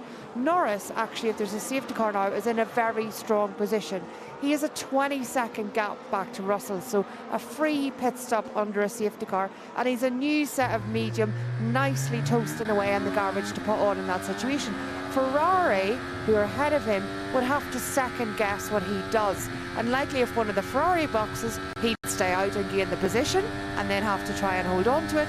But Norris, a very strong position at the minute, could wait and see what the Ferrari do ahead under any sort of safety car situation. Very good point, Bernie. And that's what McLaren will be thinking on the pit wall as well. But we've got 17 runners out there, and that's all we have at the moment. Perez up in 16th, as we said, and this then is Piastri trying to get around the outside of Colapinto. Who I think, as you can see there, yet to pit.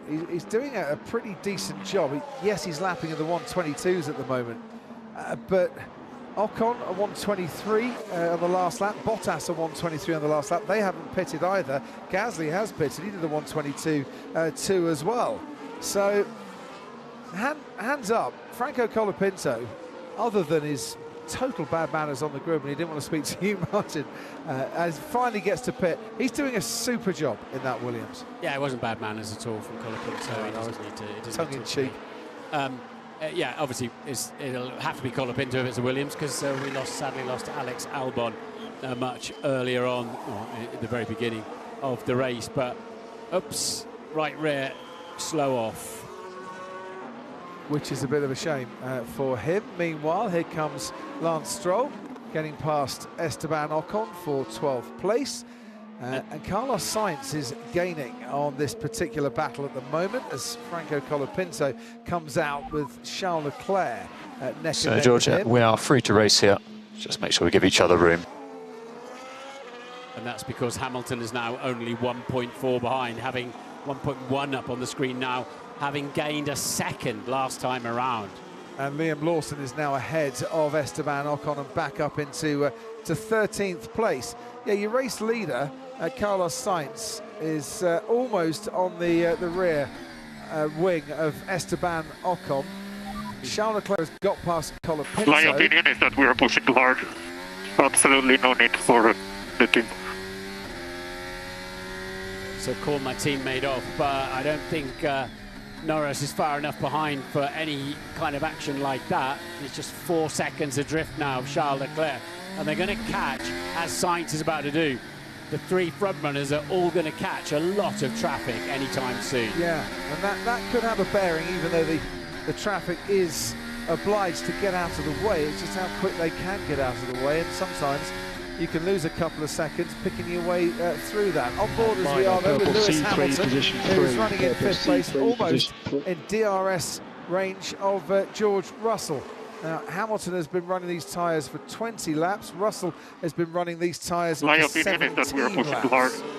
Absolutely no need for the team. 3.2 second stop for Esteban Ocon. He comes back out to the track with Sergio Perez about to overtake him at the end of the main straight, while George Russell starts his way down the main straight with Lewis Hamilton right behind him, and with DRS as well. And this could get a tasty battle here, as it often does when Lewis and George are running neck and neck. Yeah, if you remember, last time around, Lewis was particularly aggressive in his defence, so it'll be interesting to see what does happen, because he has been relentlessly closing in.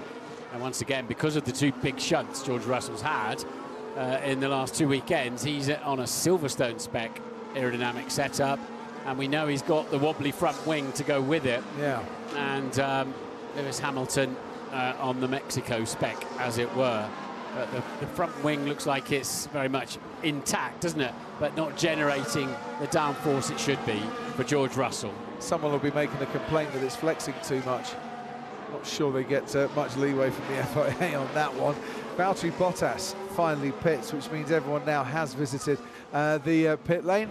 And 51 laps on the hard tyres for Valtteri Bottas. There's young Kimi Antonelli, who replaces Lewis Hamilton next year, 21 and a half years younger.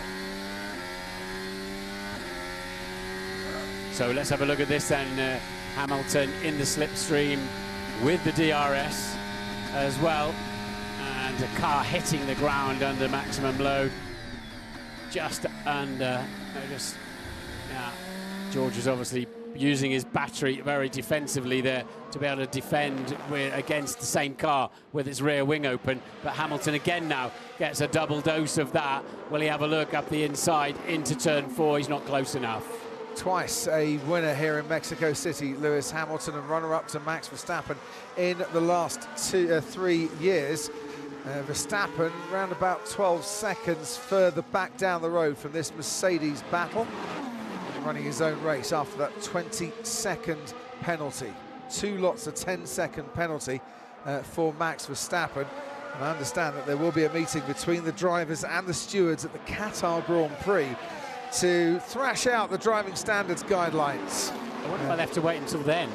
But Colapinto's just done the fastest lap. That takes the point away from Norris at the moment. Good effort from him. He nearly had fastest lap last weekend as well, didn't he? Yeah, he did. Colapinto until the very dying moments with Ocon. Oh, a little lock up there from Lewis going into the penultimate corner. But Piastri's got some work to do, you know, because the two Haasers in front of him have got reasonable pace, and he's got a 10.9 seconds to get past Magnussen.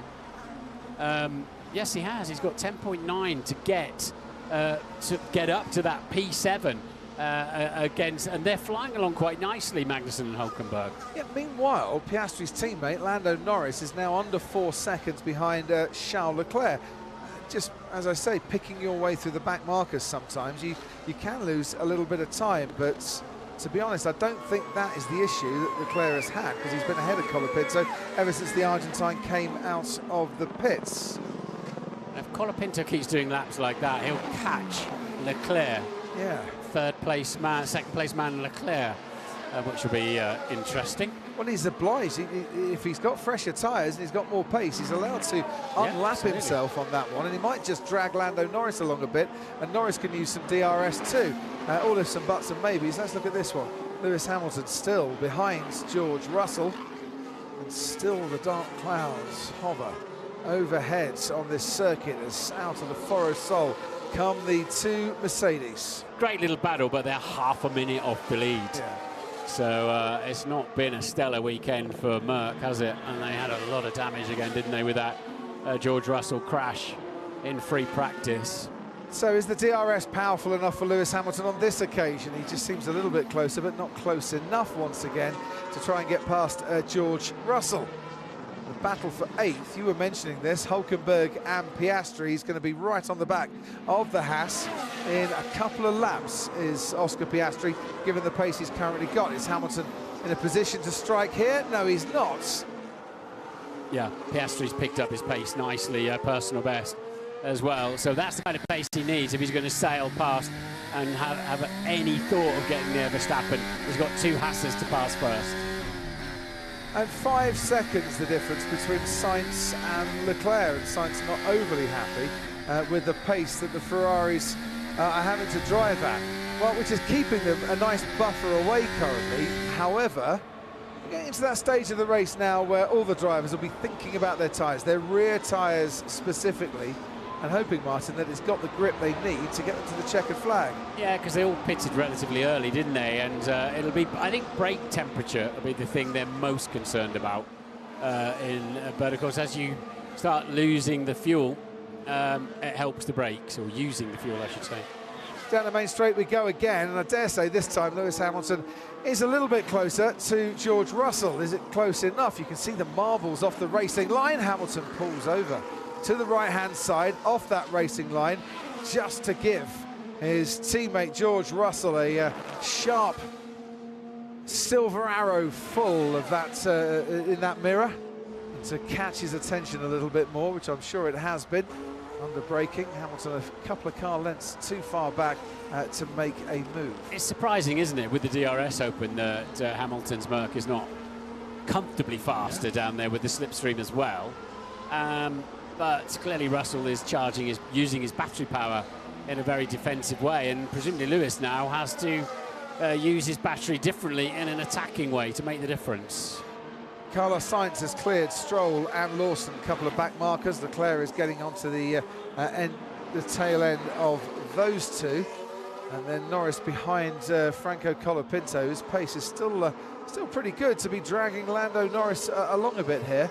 And that gap now around about 3.7 seconds between Charles Leclerc and Lando Norris, and that is absolutely gettable between now and the end of this race. It's a Ferrari 1-2 currently, and a successive Ferrari 1-2, but I don't think it's a fait accompli, if that indeed is an Italian phrase. Probably not.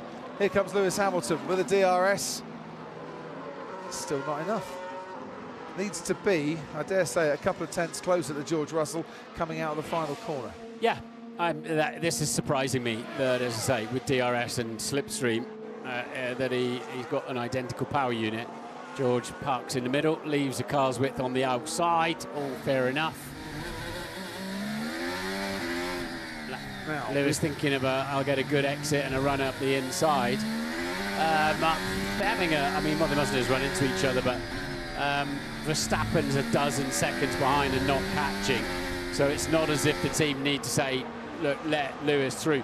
Yeah. But with that front wing issue of George Russell, I'm sure they're thinking about it. I'm sure they're thinking, is there a moment where, the front wing flap, left-hand side front wing flap is virtually horizontal now, the upper one for George Russell. And I would imagine they'll be keeping a close eye on that before they might just say, swap positions. Meanwhile, Piastri is right on the tail now of Nico Hülkenberg. Leclerc is picking his way through some back markers, and that's slowing him down just a touch. Lando Norris is getting a little bit closer to Charles Leclerc. Here comes Lewis Hamilton. Is he close enough to George Russell? No. Yet again, he has to stay behind him. That aero package of George's must be more efficient, mustn't it? It must be less draggy, the older aero package, because that doesn't make sense. But anyway, there they are. Lewis Hamilton can't get past, and the gap between Leclerc and Norris is now down to 2.7 seconds. And here comes Oscar Piastri. Now, we know the McLaren's got some decent DRS. Hülkenberg in the Haas is ahead of him. Piastri is not going to wait for a second invitation to steam down the inside, and he does so. So Oscar Piastri then up into 8th place after starting this Mexico City Grand Prix in 17th. And Magnussen 7.7 seconds up the road. So Piastri's got to be in the very low 21s and ideally now in the 1-minute 20s every lap. Lando Norris has relapped Franco Colapinto, and that gap between Leclerc and Norris, 2.2 seconds. Karun, to you. Norris was hoping to get past Colapinto a bit earlier, Crofty. He was saying it's damaging his tyres, so he was hoping to get past a couple of laps earlier, but I think he'll be relieved he's done so now. Colapinto, obviously, on those fresh tyres, as you mentioned, well, his pace was actually very solid. Yeah, it was. He did a 1:21.3 on the last lap. Lando Norris did a 1:20.5, but before that, it was only about 0.3 of a second difference. Yeah, so Sainz been told his brakes are now back under control temperature-wise, so and Norris, because he saved so much fuel and obviously the safety car, I think he's been given a puncher engine map as well as Lando Norris. He's got Lawson between him and Leclerc. Lawson obliged to get out of the way because he is being lapped effectively. He'll be starting getting blue flags any time now. In fact, he's already just got his first one. He'll have to let Norris go quickly down this straight, but Norris definitely beginning to put, as we were talking about earlier on, put Leclerc under pressure. It's been a slow burner, but it is rising up to a pretty decent temperature here. And as you can see, lapping Liam Lawson, Lando Norris has the benefit there of a little bit of DRS assistance. And he's not going to get it once, he's going to get it twice, which will bring the gap down even further. Yeah, Lawson really needs to get out of the way now, or he'll be taking a penalty, and he is. And that has really allowed Lando Norris to get on the tail of Charles Leclerc.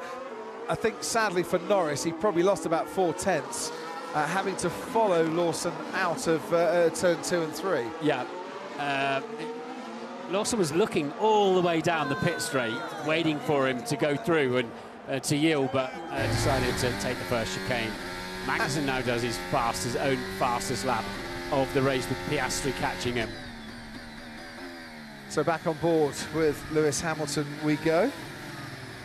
So Hamilton, clearly he's got more downforce on his car. I think he's got a bigger rear wing on it. And we know they're different aero packages anyway, but he's clearly carrying more drag, isn't he? Lando Norris has now taken even more time out of Charles Leclerc's advantage, 1.5 seconds, and he's got DRS behind Lance Stroll here, as Leclerc just caught Lance Stroll, I think, at the wrong moment, going through the stadium section. Down the main straight we go, and Lance Stroll keeps out of the way so that Lando Norris can lap him. And now, with all those back markers cleared, on lap 59, the gap is tantalizingly around that DRS range. 1.2 seconds. It's been dropping steadily. Lando Norris is in a position here to attack for second place in the race. So Norris has got a bit more power to play with. We know the Ferraris have been managing brake temperatures with the lift and coast, and this could be quite a squabble. We need your best driving now, let's go. Indeed. Well, I'm sure he's capable of delivering some best driving as well. And Carlos Sainz has just lapped Pierre Gasly. He's going through turn 14 currently. As to turn 12 we go. Norris could well be in the next DRS detection. Oh, and Hamilton is now right on the tail of George Russell, and sliding and drifting his way through turn 6, and that's going to cost him on the exit, Martin. Yeah, you can see George charging his battery there between 6 and 7. Yeah, Lewis had an armful of oversteer there, didn't he? Earlier on in this lap, he's really having to hang on to that Mercedes in the turbulent air of his teammate. And Norris still then not quite within the DRS zone. And this is where Charles Leclerc just has to concentrate and keep Lando Norris round about 1.2 seconds further back. There's nerves, and I'm sure bags of them at the back of that Ferrari garage. For Carlos Sainz, who on lap 60 of this race has absolutely dominated it in the way that his teammate dominated Austin just 7 days ago. Sainz under control, has it under control. Charles Leclerc is going to be fending off Lando Norris in these closing stages. Yeah, Norris has been stratospherically fast, hasn't he, in this second part of the Grand Prix on the hard compound tyres. And still cannot get it under a second, can he, for DRS? But through those S's, Martin, there's Lewis Hamilton now. Can he get past George Russell? He's going to have to go the long way round. He seems to have got a bit more grip than his teammate. They're going wheel to wheel, the two Mercedes. Through turn 14 we go. Yeah, they're still 11 seconds clear of Verstappen, so they don't need, but it's sort of, yeah. I said turn 14, it was turn 6. I thought it was, to be honest. When Norris has been really quick compared to Leclerc, has been through the S's, through this section here, and that just gets him closer and closer to the Ferrari before we get to the DRS detection zone. And he's not quite in the range yet, but he will be, I think, on the next lap. In the olden days, at the end of last year, they'd have done something about this, Mercedes, but Lewis Hamilton is heading off to Ferrari. George Russell is their team leader next year, and they don't want to annoy George by telling him to give the place up to Lewis. The way it looks at the moment, it might be a very good time to go to Ferrari, on the verge of these back-to-back 1-2s. Hamilton realising that dream that I think he's always had of racing in red one day in his career. Norris and Leclerc going through turns 7, 8, 9 and 10, and once again Norris absolutely faster than the Ferrari, but not quite as quick as he needs to be to get within 1 second. And Oscar Piastri, meanwhile, has just been given the hurry up by the McLaren pit wall and told to go and get Max. That was the instruction, and he's clearly lapping faster, Martin. Yeah, he's got to clear Magnussen, but he's also got to be over a second a lap faster. Here we go. DRS for Lando Norris. He's got that gap down to under a second. And the World Championship point for fastest lap as well. He's flying along. This is the sort of race that Lando Norris absolutely needed. Max Verstappen down in 6th place, Norris in 3rd with the fastest lap. Could well take 2nd here, and it's all looking good for him at the moment, but he's got to deliver, and he's got to bring home the goods. And this is not going to be the easiest fight in the world up against Charles Leclerc. Now Leclerc really struggling to get the car turned in there in turn 4. And Lando will have taken some energy from that as well. And Sainz is only 8 seconds up the road. I was about to ask you, is the win on? We'll see how quickly he can get past Charles Leclerc first. Sainz has not been overly happy with Ferrari's pace, thinking it's maybe been a bit too quick during the course of this race. Just under 0.6 of a difference now between Leclerc and Norris. He's going to be that much closer as they come around the final corner. Norris so confident, the guy really hustling the throttle in turn 12 there, and he's got a great chance down the pit straight this time around. As we look to the Nigel Mansell corner. Oh, Charles Leclerc goes off, almost into the barriers. Lando Norris goes past and up into 2nd place. And Leclerc really struggling with those rear tyres for grip. Was easy prey when Norris came across him. Leclerc knew he needed the best possible exit from that final turn, and he just gave it too much throttle. His tyres are getting a little bit worn, and that made it very easy. That releases Norris now to set about Carlos Sainz in the lead. What a save from Charles Leclerc. Yeah, that was impressive. Very impressive indeed. Let's have a look at it again. Hugging that outside line, and whoa, that could have been so nasty. 100-mile-an-hour incident for Charles Leclerc averted with a fantastic lightning reaction on the steering wheel. Yeah, that was, he was a tiny bit wide, but that's an early Halloween present there, isn't it, for Lando Norris? Thank you very much, he'll be saying. Ooh. He didn't think about lifting the throttle, did he, Norris? Because the Ferrari could have gone anywhere at that point. And there he is. He's easily ahead now of Leclerc. But it's a lot of work to do to get anywhere near Carlos Sainz. But I think, as we were talking about earlier on, if he can start putting the Ferrari under pressure, they've got a chance. Bernie Collins, let's head to you. Yeah, now it's decision time for Ferrari with Leclerc. They have a full pit stop to Russell. So should they stop, get another set of tyres on, claim that fastest lap back that Norris has just taken off them, and consolidate that position? Yeah, it would make sense for Leclerc, wouldn't it? Now, you're right, Bernie. It's almost a no-brainer, isn't it? They're not going to catch Norris. To come in and try and then they'll have fantastic tyres if there's a late restart. Wind has picked up, says Lando Norris, and if the wind's picking up, that often means there's a bit of rain coming too. And his exploits helping him in the Drivers' Championship, but helping McLaren as well to a 23-point lead at the end of this race over Ferrari, who'll move into 2nd place in that Constructors' Championship, and Red Bull dropping down to 3rd, where they've been heading for quite some time now. Max Verstappen scoring points in 6th. Sergio Perez damage to the side pod and his floor down in 16th. Magnussen faster than Piastri on the previous lap as well. So that gap has stayed at 5.9 seconds. What a tremendous drive Kevin Magnussen's had today. Absolutely. It's all coming good for Kevin Magnussen towards the end of his Formula One career. Leclerc basically echoing the thoughts of Bernie Collins there. Think about the fastest lap. You texting Charles Leclerc in the cockpit there, Bernie? Yeah, I definitely have his number, Crofty, to be texting him at this stage of the race. Got him on speed dial, taught him everything he knows. Lewis Hamilton still behind George Russell. The two Mercedes having a great old scrap here, but frustrating for Hamilton. I'm sure for George Russell, though, it'll be another very satisfying afternoon. He, from the pit lane, finished 6th in Austin, from 6th on the grid, from 5th on the grid. He's about to finish 4th here in Mexico this afternoon.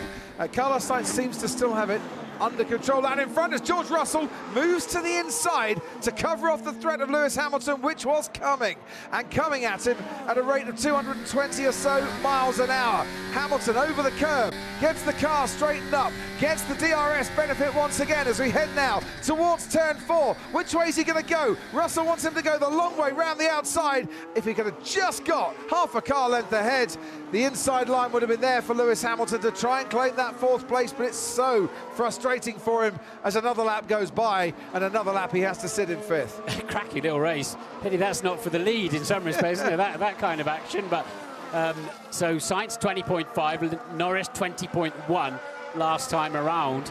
With 5 laps to go, Norris will be pretty close to the back of that Ferrari, I think, but not close enough unless something else happens. Whatever happens in the championships, Martin, the fact that the field seems so close together, just giving us some brilliant racing between now and Abu Dhabi. You won't want to put too much money on who will occupy the podium places on any given Sunday. Yeah, and next season is going to be an all-time Formula One classic. I have no doubt about that. Here we go again with Lewis Hamilton down this main straight, gaining on George Russell. You can see how much extra speed he's got. Russell covers that inside line once again. This time he can cover it, but it'll be to no avail. Lewis Hamilton had 20 or so kilometers an hour of extra pace, and he takes that 4th place. Big coming for what, 12 laps? Yeah, good little fight. Russell's car really hit the ground hard, didn't it? As he went offline to try to defend, that would have slowed it down a little bit. They're coming up to lap Sergio Perez. And this is Franco Colapinto and Liam Lawson going wheel to wheel. Off the track goes Colapinto. Oh, and then there's damage to Lawson's front wing. That looks a little bit avoidable. Let's just see what it looked like from the cockpit. Lawson's looking in his mirrors all the way down that straight. Colapinto just, I think, breaks that a little bit later. He rejoins the track straight into the front wing end plate. Yeah, he wasn't left enough space on the outside, Colapinto there, but Lawson, very sadly for him, has to make a pit stop, all a little bit clumsy in there.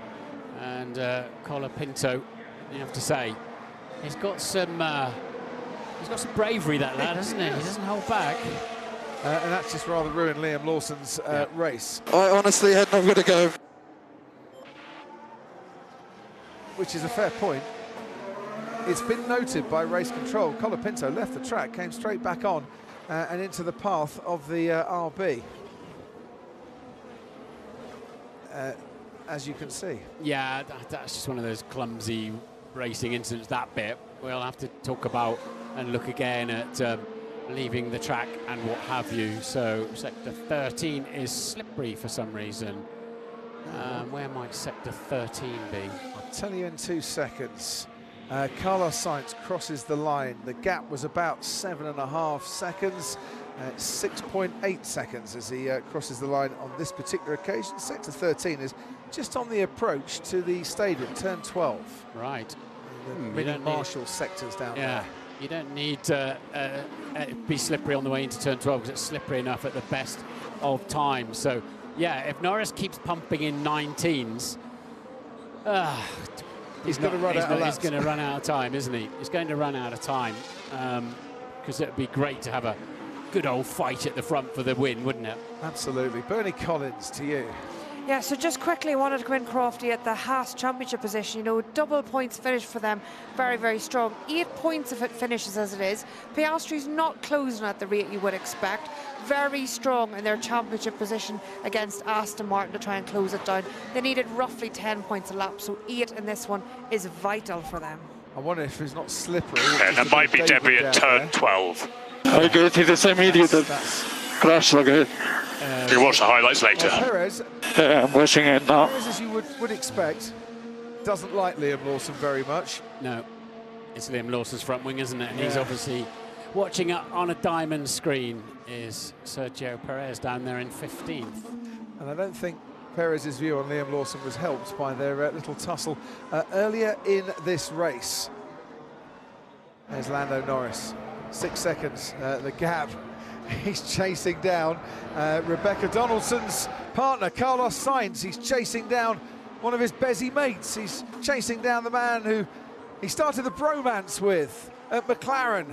And he's trying, if he can, to deny Carlos Sainz a first season in which he's picked up multiple wins. 3 previous career wins, Carlos Sainz, never in the same season. He's currently leading driver of the day. It's going to take an almighty effort, it really is, from Lando Norris from here to deny Carlos Sainz, but you just never know with Formula One, especially in 2024, how things are going to end. Backmarker shouldn't get in the way, and Charles Leclerc is being told to get into the pits and go for that fastest lap, which is not a surprise because they'll take it off, well, Liam Lawson currently after he pitted for a new front wing.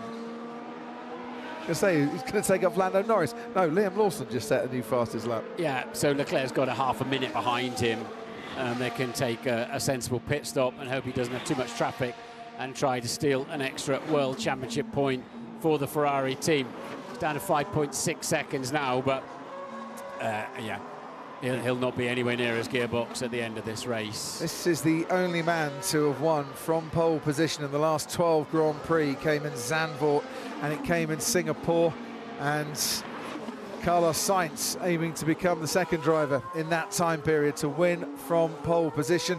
One thing I can guarantee here, Max Verstappen still won't have finished within 19 seconds of the race winner at any race since before the summer break, although this time around, Martin Brundle, he's only got himself to blame.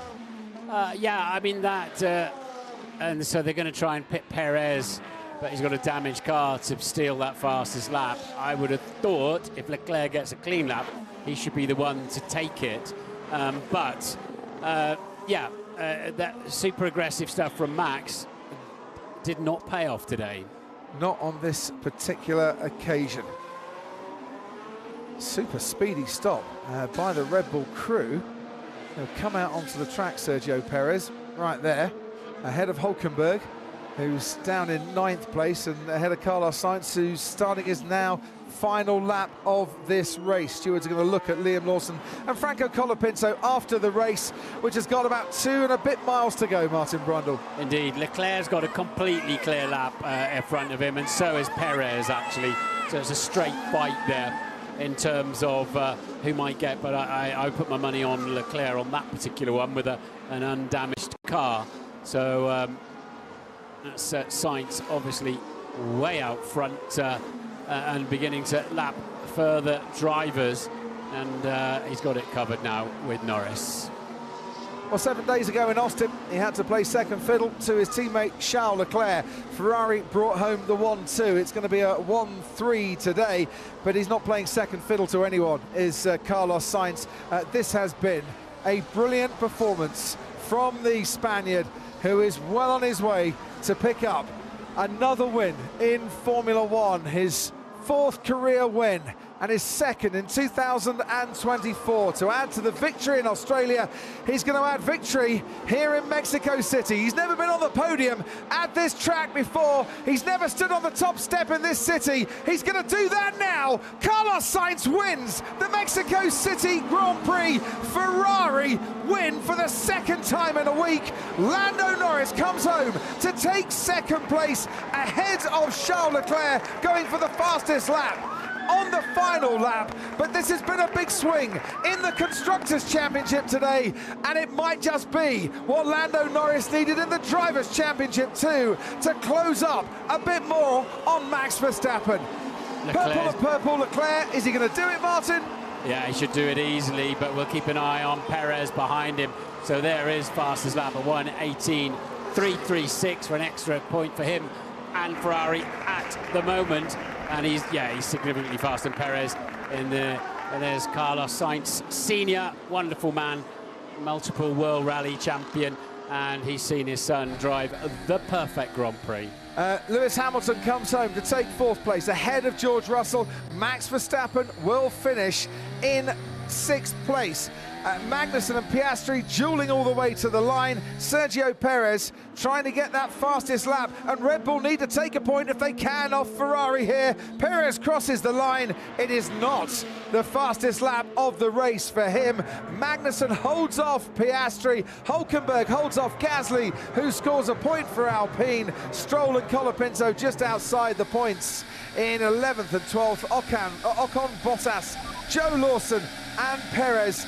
Yes, this is masterclass, Carlos. Dominant weekend, un mastino.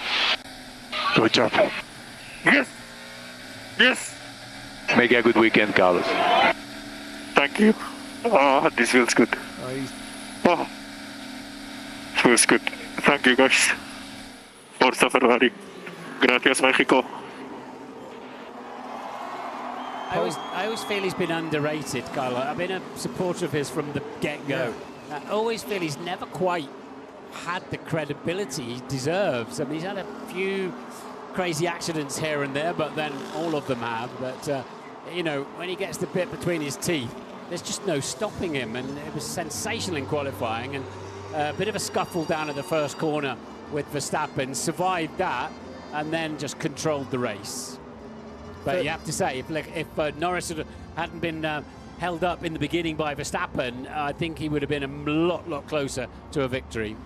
Absolutely. There'll be a lot of talk about this race, and I'm sure Natalie and the team down in the paddock will be getting the views of all the leading contenders. But this car, this Ferrari car, is very much the leading contender currently, and they are closing the gap bit by bit on McLaren now, who continue to lead the Constructors' Championship, but Ferrari are right there with them. A first and a third and an extra point for the bonus lap for Charles Leclerc. Yeah, Piastri ended up 1.2 behind Magnussen. He needed another lap or two to get the 7th place he was destined for. He had to settle for 8th. And brilliant Kevin Magnussen, who's presumably heading towards, very much in the twilight and heading towards the final stages of his Formula One career. And this man's heading to Williams next year. What a driver Williams have got for their lineup for next season. What brilliant moments. For the first time in his career, multiple wins in a season for Carlos Sainz. And he picks up driver of the day as well, and so he should.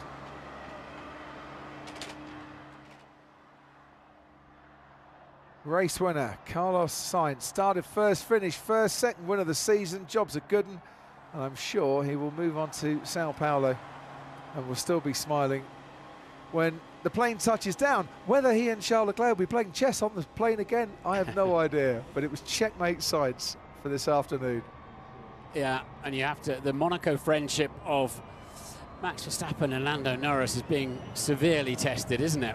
Well, I can't wait to hear from the 3 drivers here, including Lando Norris, and I can't wait to hear Max Verstappen's thoughts at the end of this race too. The thing is, Mike, if you take the 20-second penalty off Max Verstappen's time here, Red Bull nearly 40 seconds off the pace today. They weren't really at the races in terms of pace. He blasted past Max Verstappen on the straight with DRS. Verstappen had no defence on that one. Sergio Perez had floor damage, no defence for him. He came from a long way back, didn't he, Carlos, when he passed Max? Yeah, he did. A long way. That was a great little move. First Spanish speaker to win in this Spanish-speaking city, the largest Spanish-speaking city in the world. What a treat that was this afternoon, those 71 laps. Yeah, it's sort of, yeah, it was feisty at the beginning, then really sort of came alive, didn't it, in the second half? Well, we're going to hear from the top 3, and then we're going to experience one of the loudest podiums of the season. Just what you need to keep you awake on this Sunday evening back home in the UK. Yeah, with that extra pit stop for Perez. He ended up finishing 17th and last, I'm afraid, but he did do the extra pit stop to try to get the fastest lap. Charles Leclerc, podium. I know it was a difficult race. You had to manage temperatures at the beginning. You had a big moment with Norris. How was the race? How difficult was it? It was a difficult one. On the first stint, it was all about trying to manage the temperatures, which was quite difficult. But yeah, at the end, we did the best race we could do today. I mean, the whole weekend I've been a little bit on the back foot, so third place was the best we could achieve on my side today. Amazing race by Carlos today, and yeah, it's a good weekend overall for the team, which is positive. You managed to do the fastest lap at the end. Every point counts for the Constructors' Championship. How Ferrari's back? We've been doing very well. Ferrari's been doing very well lately. What do you think is the teamwork? How come it has improved so much lately? I know we are working super well as a team. I think it's been quite a few races now that we are coming back to the level we should be at, and it's amazing to see. Obviously, the Constructors is still our target, and with weekends like this, we are getting closer to it. So I hope we can continue in that direction and get that Constructors title, which is very important. Thank you, and good luck for the podium. Gracias.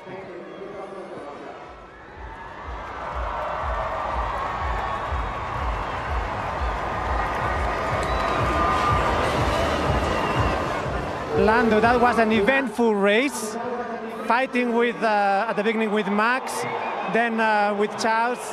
How happy are you with P2? Everybody's delighted with the race you did. It was a very tough race. You know, the first few laps, a lot of it was just trying to stay in the race and avoid any crashes. But Carlos drove a very good race, so congratulations to Carlos and Ferrari. They were very quick today, so I tried my best.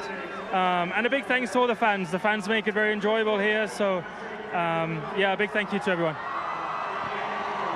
Tell us through the overtaking with Max. Okay, that was of course very polemic.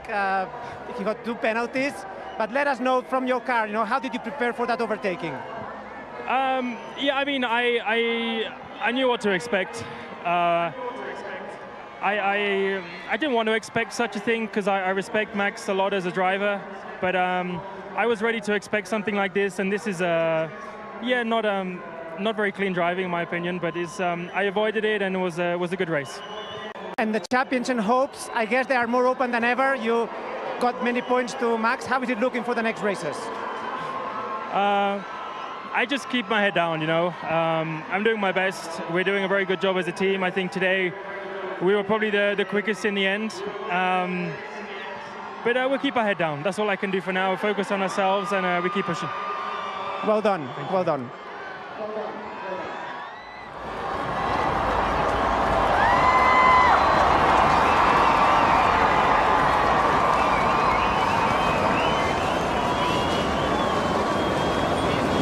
Carlos, you are the king of Mexico.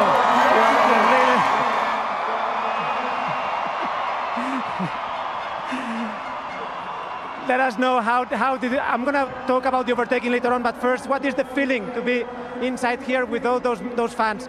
You can also answer in Spanish if you want. Gracias, México. Yeah.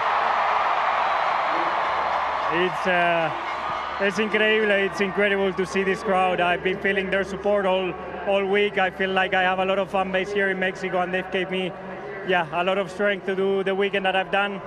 Honestly, I really wanted this one. I really needed it also for myself. I wanted to get it done.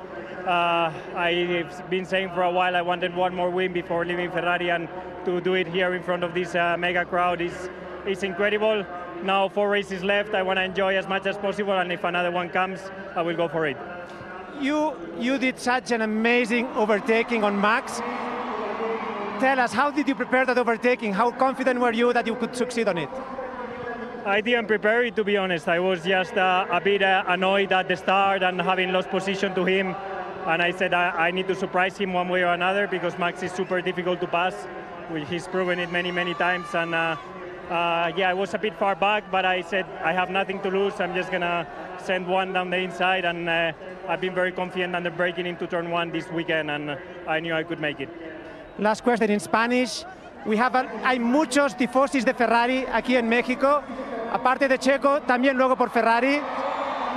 La última victoria fue en el año 1990 de Ferrari, es la quinta de Ferrari aquí. ¿Cómo es que has mejorado tanto? Eras muy confidente, tenías mucha seguridad que ibas a ganar.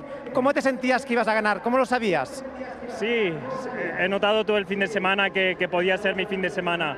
También tengo a toda mi familia aquí viéndome este fin de semana y quería hacerlo delante de todos ellos. Y luego pues también sintiendo todo el apoyo de esta afición, que es increíble.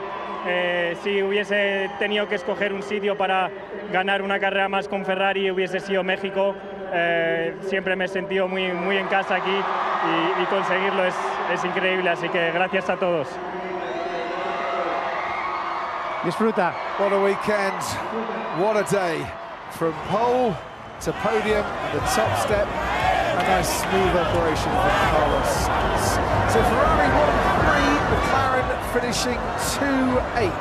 Let's hear what their CEO, Zach Brown, thought of the afternoon. Zach, congratulations, second place for Lando. Well recovered after all that going on with Verstappen. Did you think that the penalties were fair, were enough? Probably not enough. I mean, it's getting a bit ridiculous. Applaud the FIA stewards. Enough's enough. Let's just have some good, clean racing moving forward. Lando drove brilliant. Congratulations to Carlos. He drove a brilliant race. That was an exciting race. So how do you deal with it now? Do you speak to, I don't know, the FIA president? How do you take this conversation forward? Because it sounds like this is still something that you're not happy about, really. I think the stewards are on it. I think that's clear by the penalties that they assessed. So I don't think we need to do anything. Just let the stewards do their job. They did a good job this weekend. And finally, the constructors' battle's looking tight, isn't it? Your rivals in red, just walking alongside us here. They're getting close. It's a lot tighter than I'd like it to be, but it's great for Formula 1. Great to see Ferrari and McLaren going at it for the World Championship. Certainly can't rule out Red Bull. We're not far behind. It's going to be an exciting finish to the season. It's the best podium of the year. I'll let you get to it. Thank you.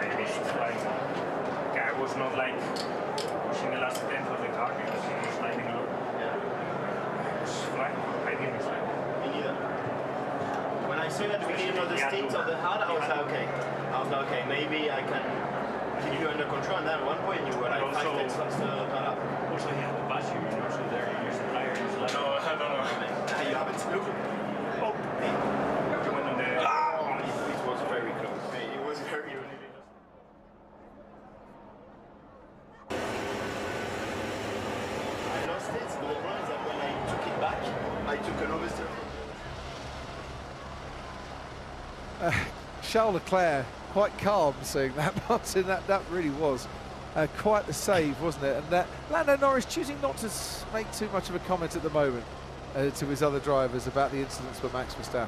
Yeah, he's just reflecting on that, isn't he? He's going to choose his words carefully.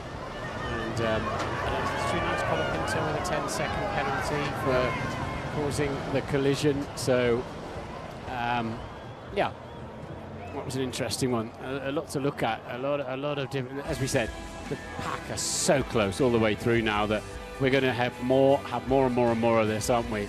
Of this contesting an apex, just getting off the brake pedal, rolling it up the inside, or charging around the outside. As we said during the race, Qatar for a meeting with stewards, the FIA, and the drivers to go through the driving standards guidelines. For the benefit of all drivers and for having races not decided by penalties, maybe you want to see that a bit earlier. Yeah, why not Brazil next weekend? I don't understand why they need to wait on that. But anyway, the stewards did their job, as Zach pointed out, and there is third place man Charles Leclerc. He was a bit dejected about that, I think. There's Lando Norris, now 47 points behind Max Verstappen in the championship standings. And Ferrari are now very close, 29 points behind McLaren in second in the Constructors. You've got to start to think of Ferrari as now the favourites for that Constructors title. McLaren need both cars right up there. Oscar Piastri did a decent job from 17th on the grid. That is a tremendous feeling for Carlos Sainz. Holds his helmet aloft, and together the star with his car rise to the podium here in Mexico. I always wonder who ensures that ramp. Yeah, you wouldn't like anything to go wrong, and it didn't, not at any stage.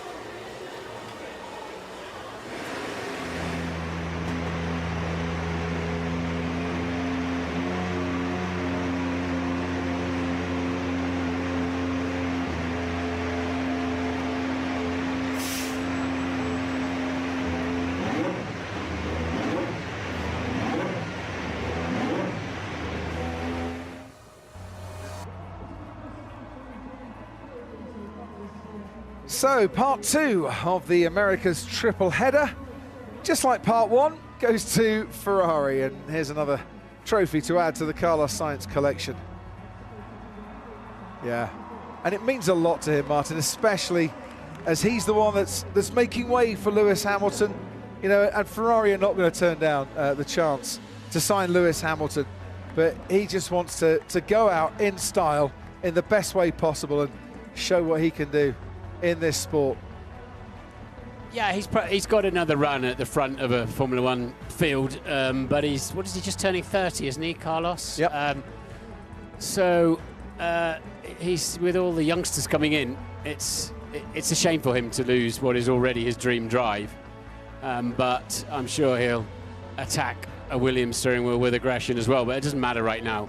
What matters right now is he's just had a spectacular victory from a spectacular pole position. Lando Norris takes another second place, and in what is his 25th podium in Formula One, and closes the gap between himself and Max Verstappen down to 47 points. Charles Leclerc, well, very nearly didn't finish, but he saved it around the final corner, but he couldn't hold off Norris, and neither of them could hold off this man. Carlos Sainz, he's the winner in Mexico City.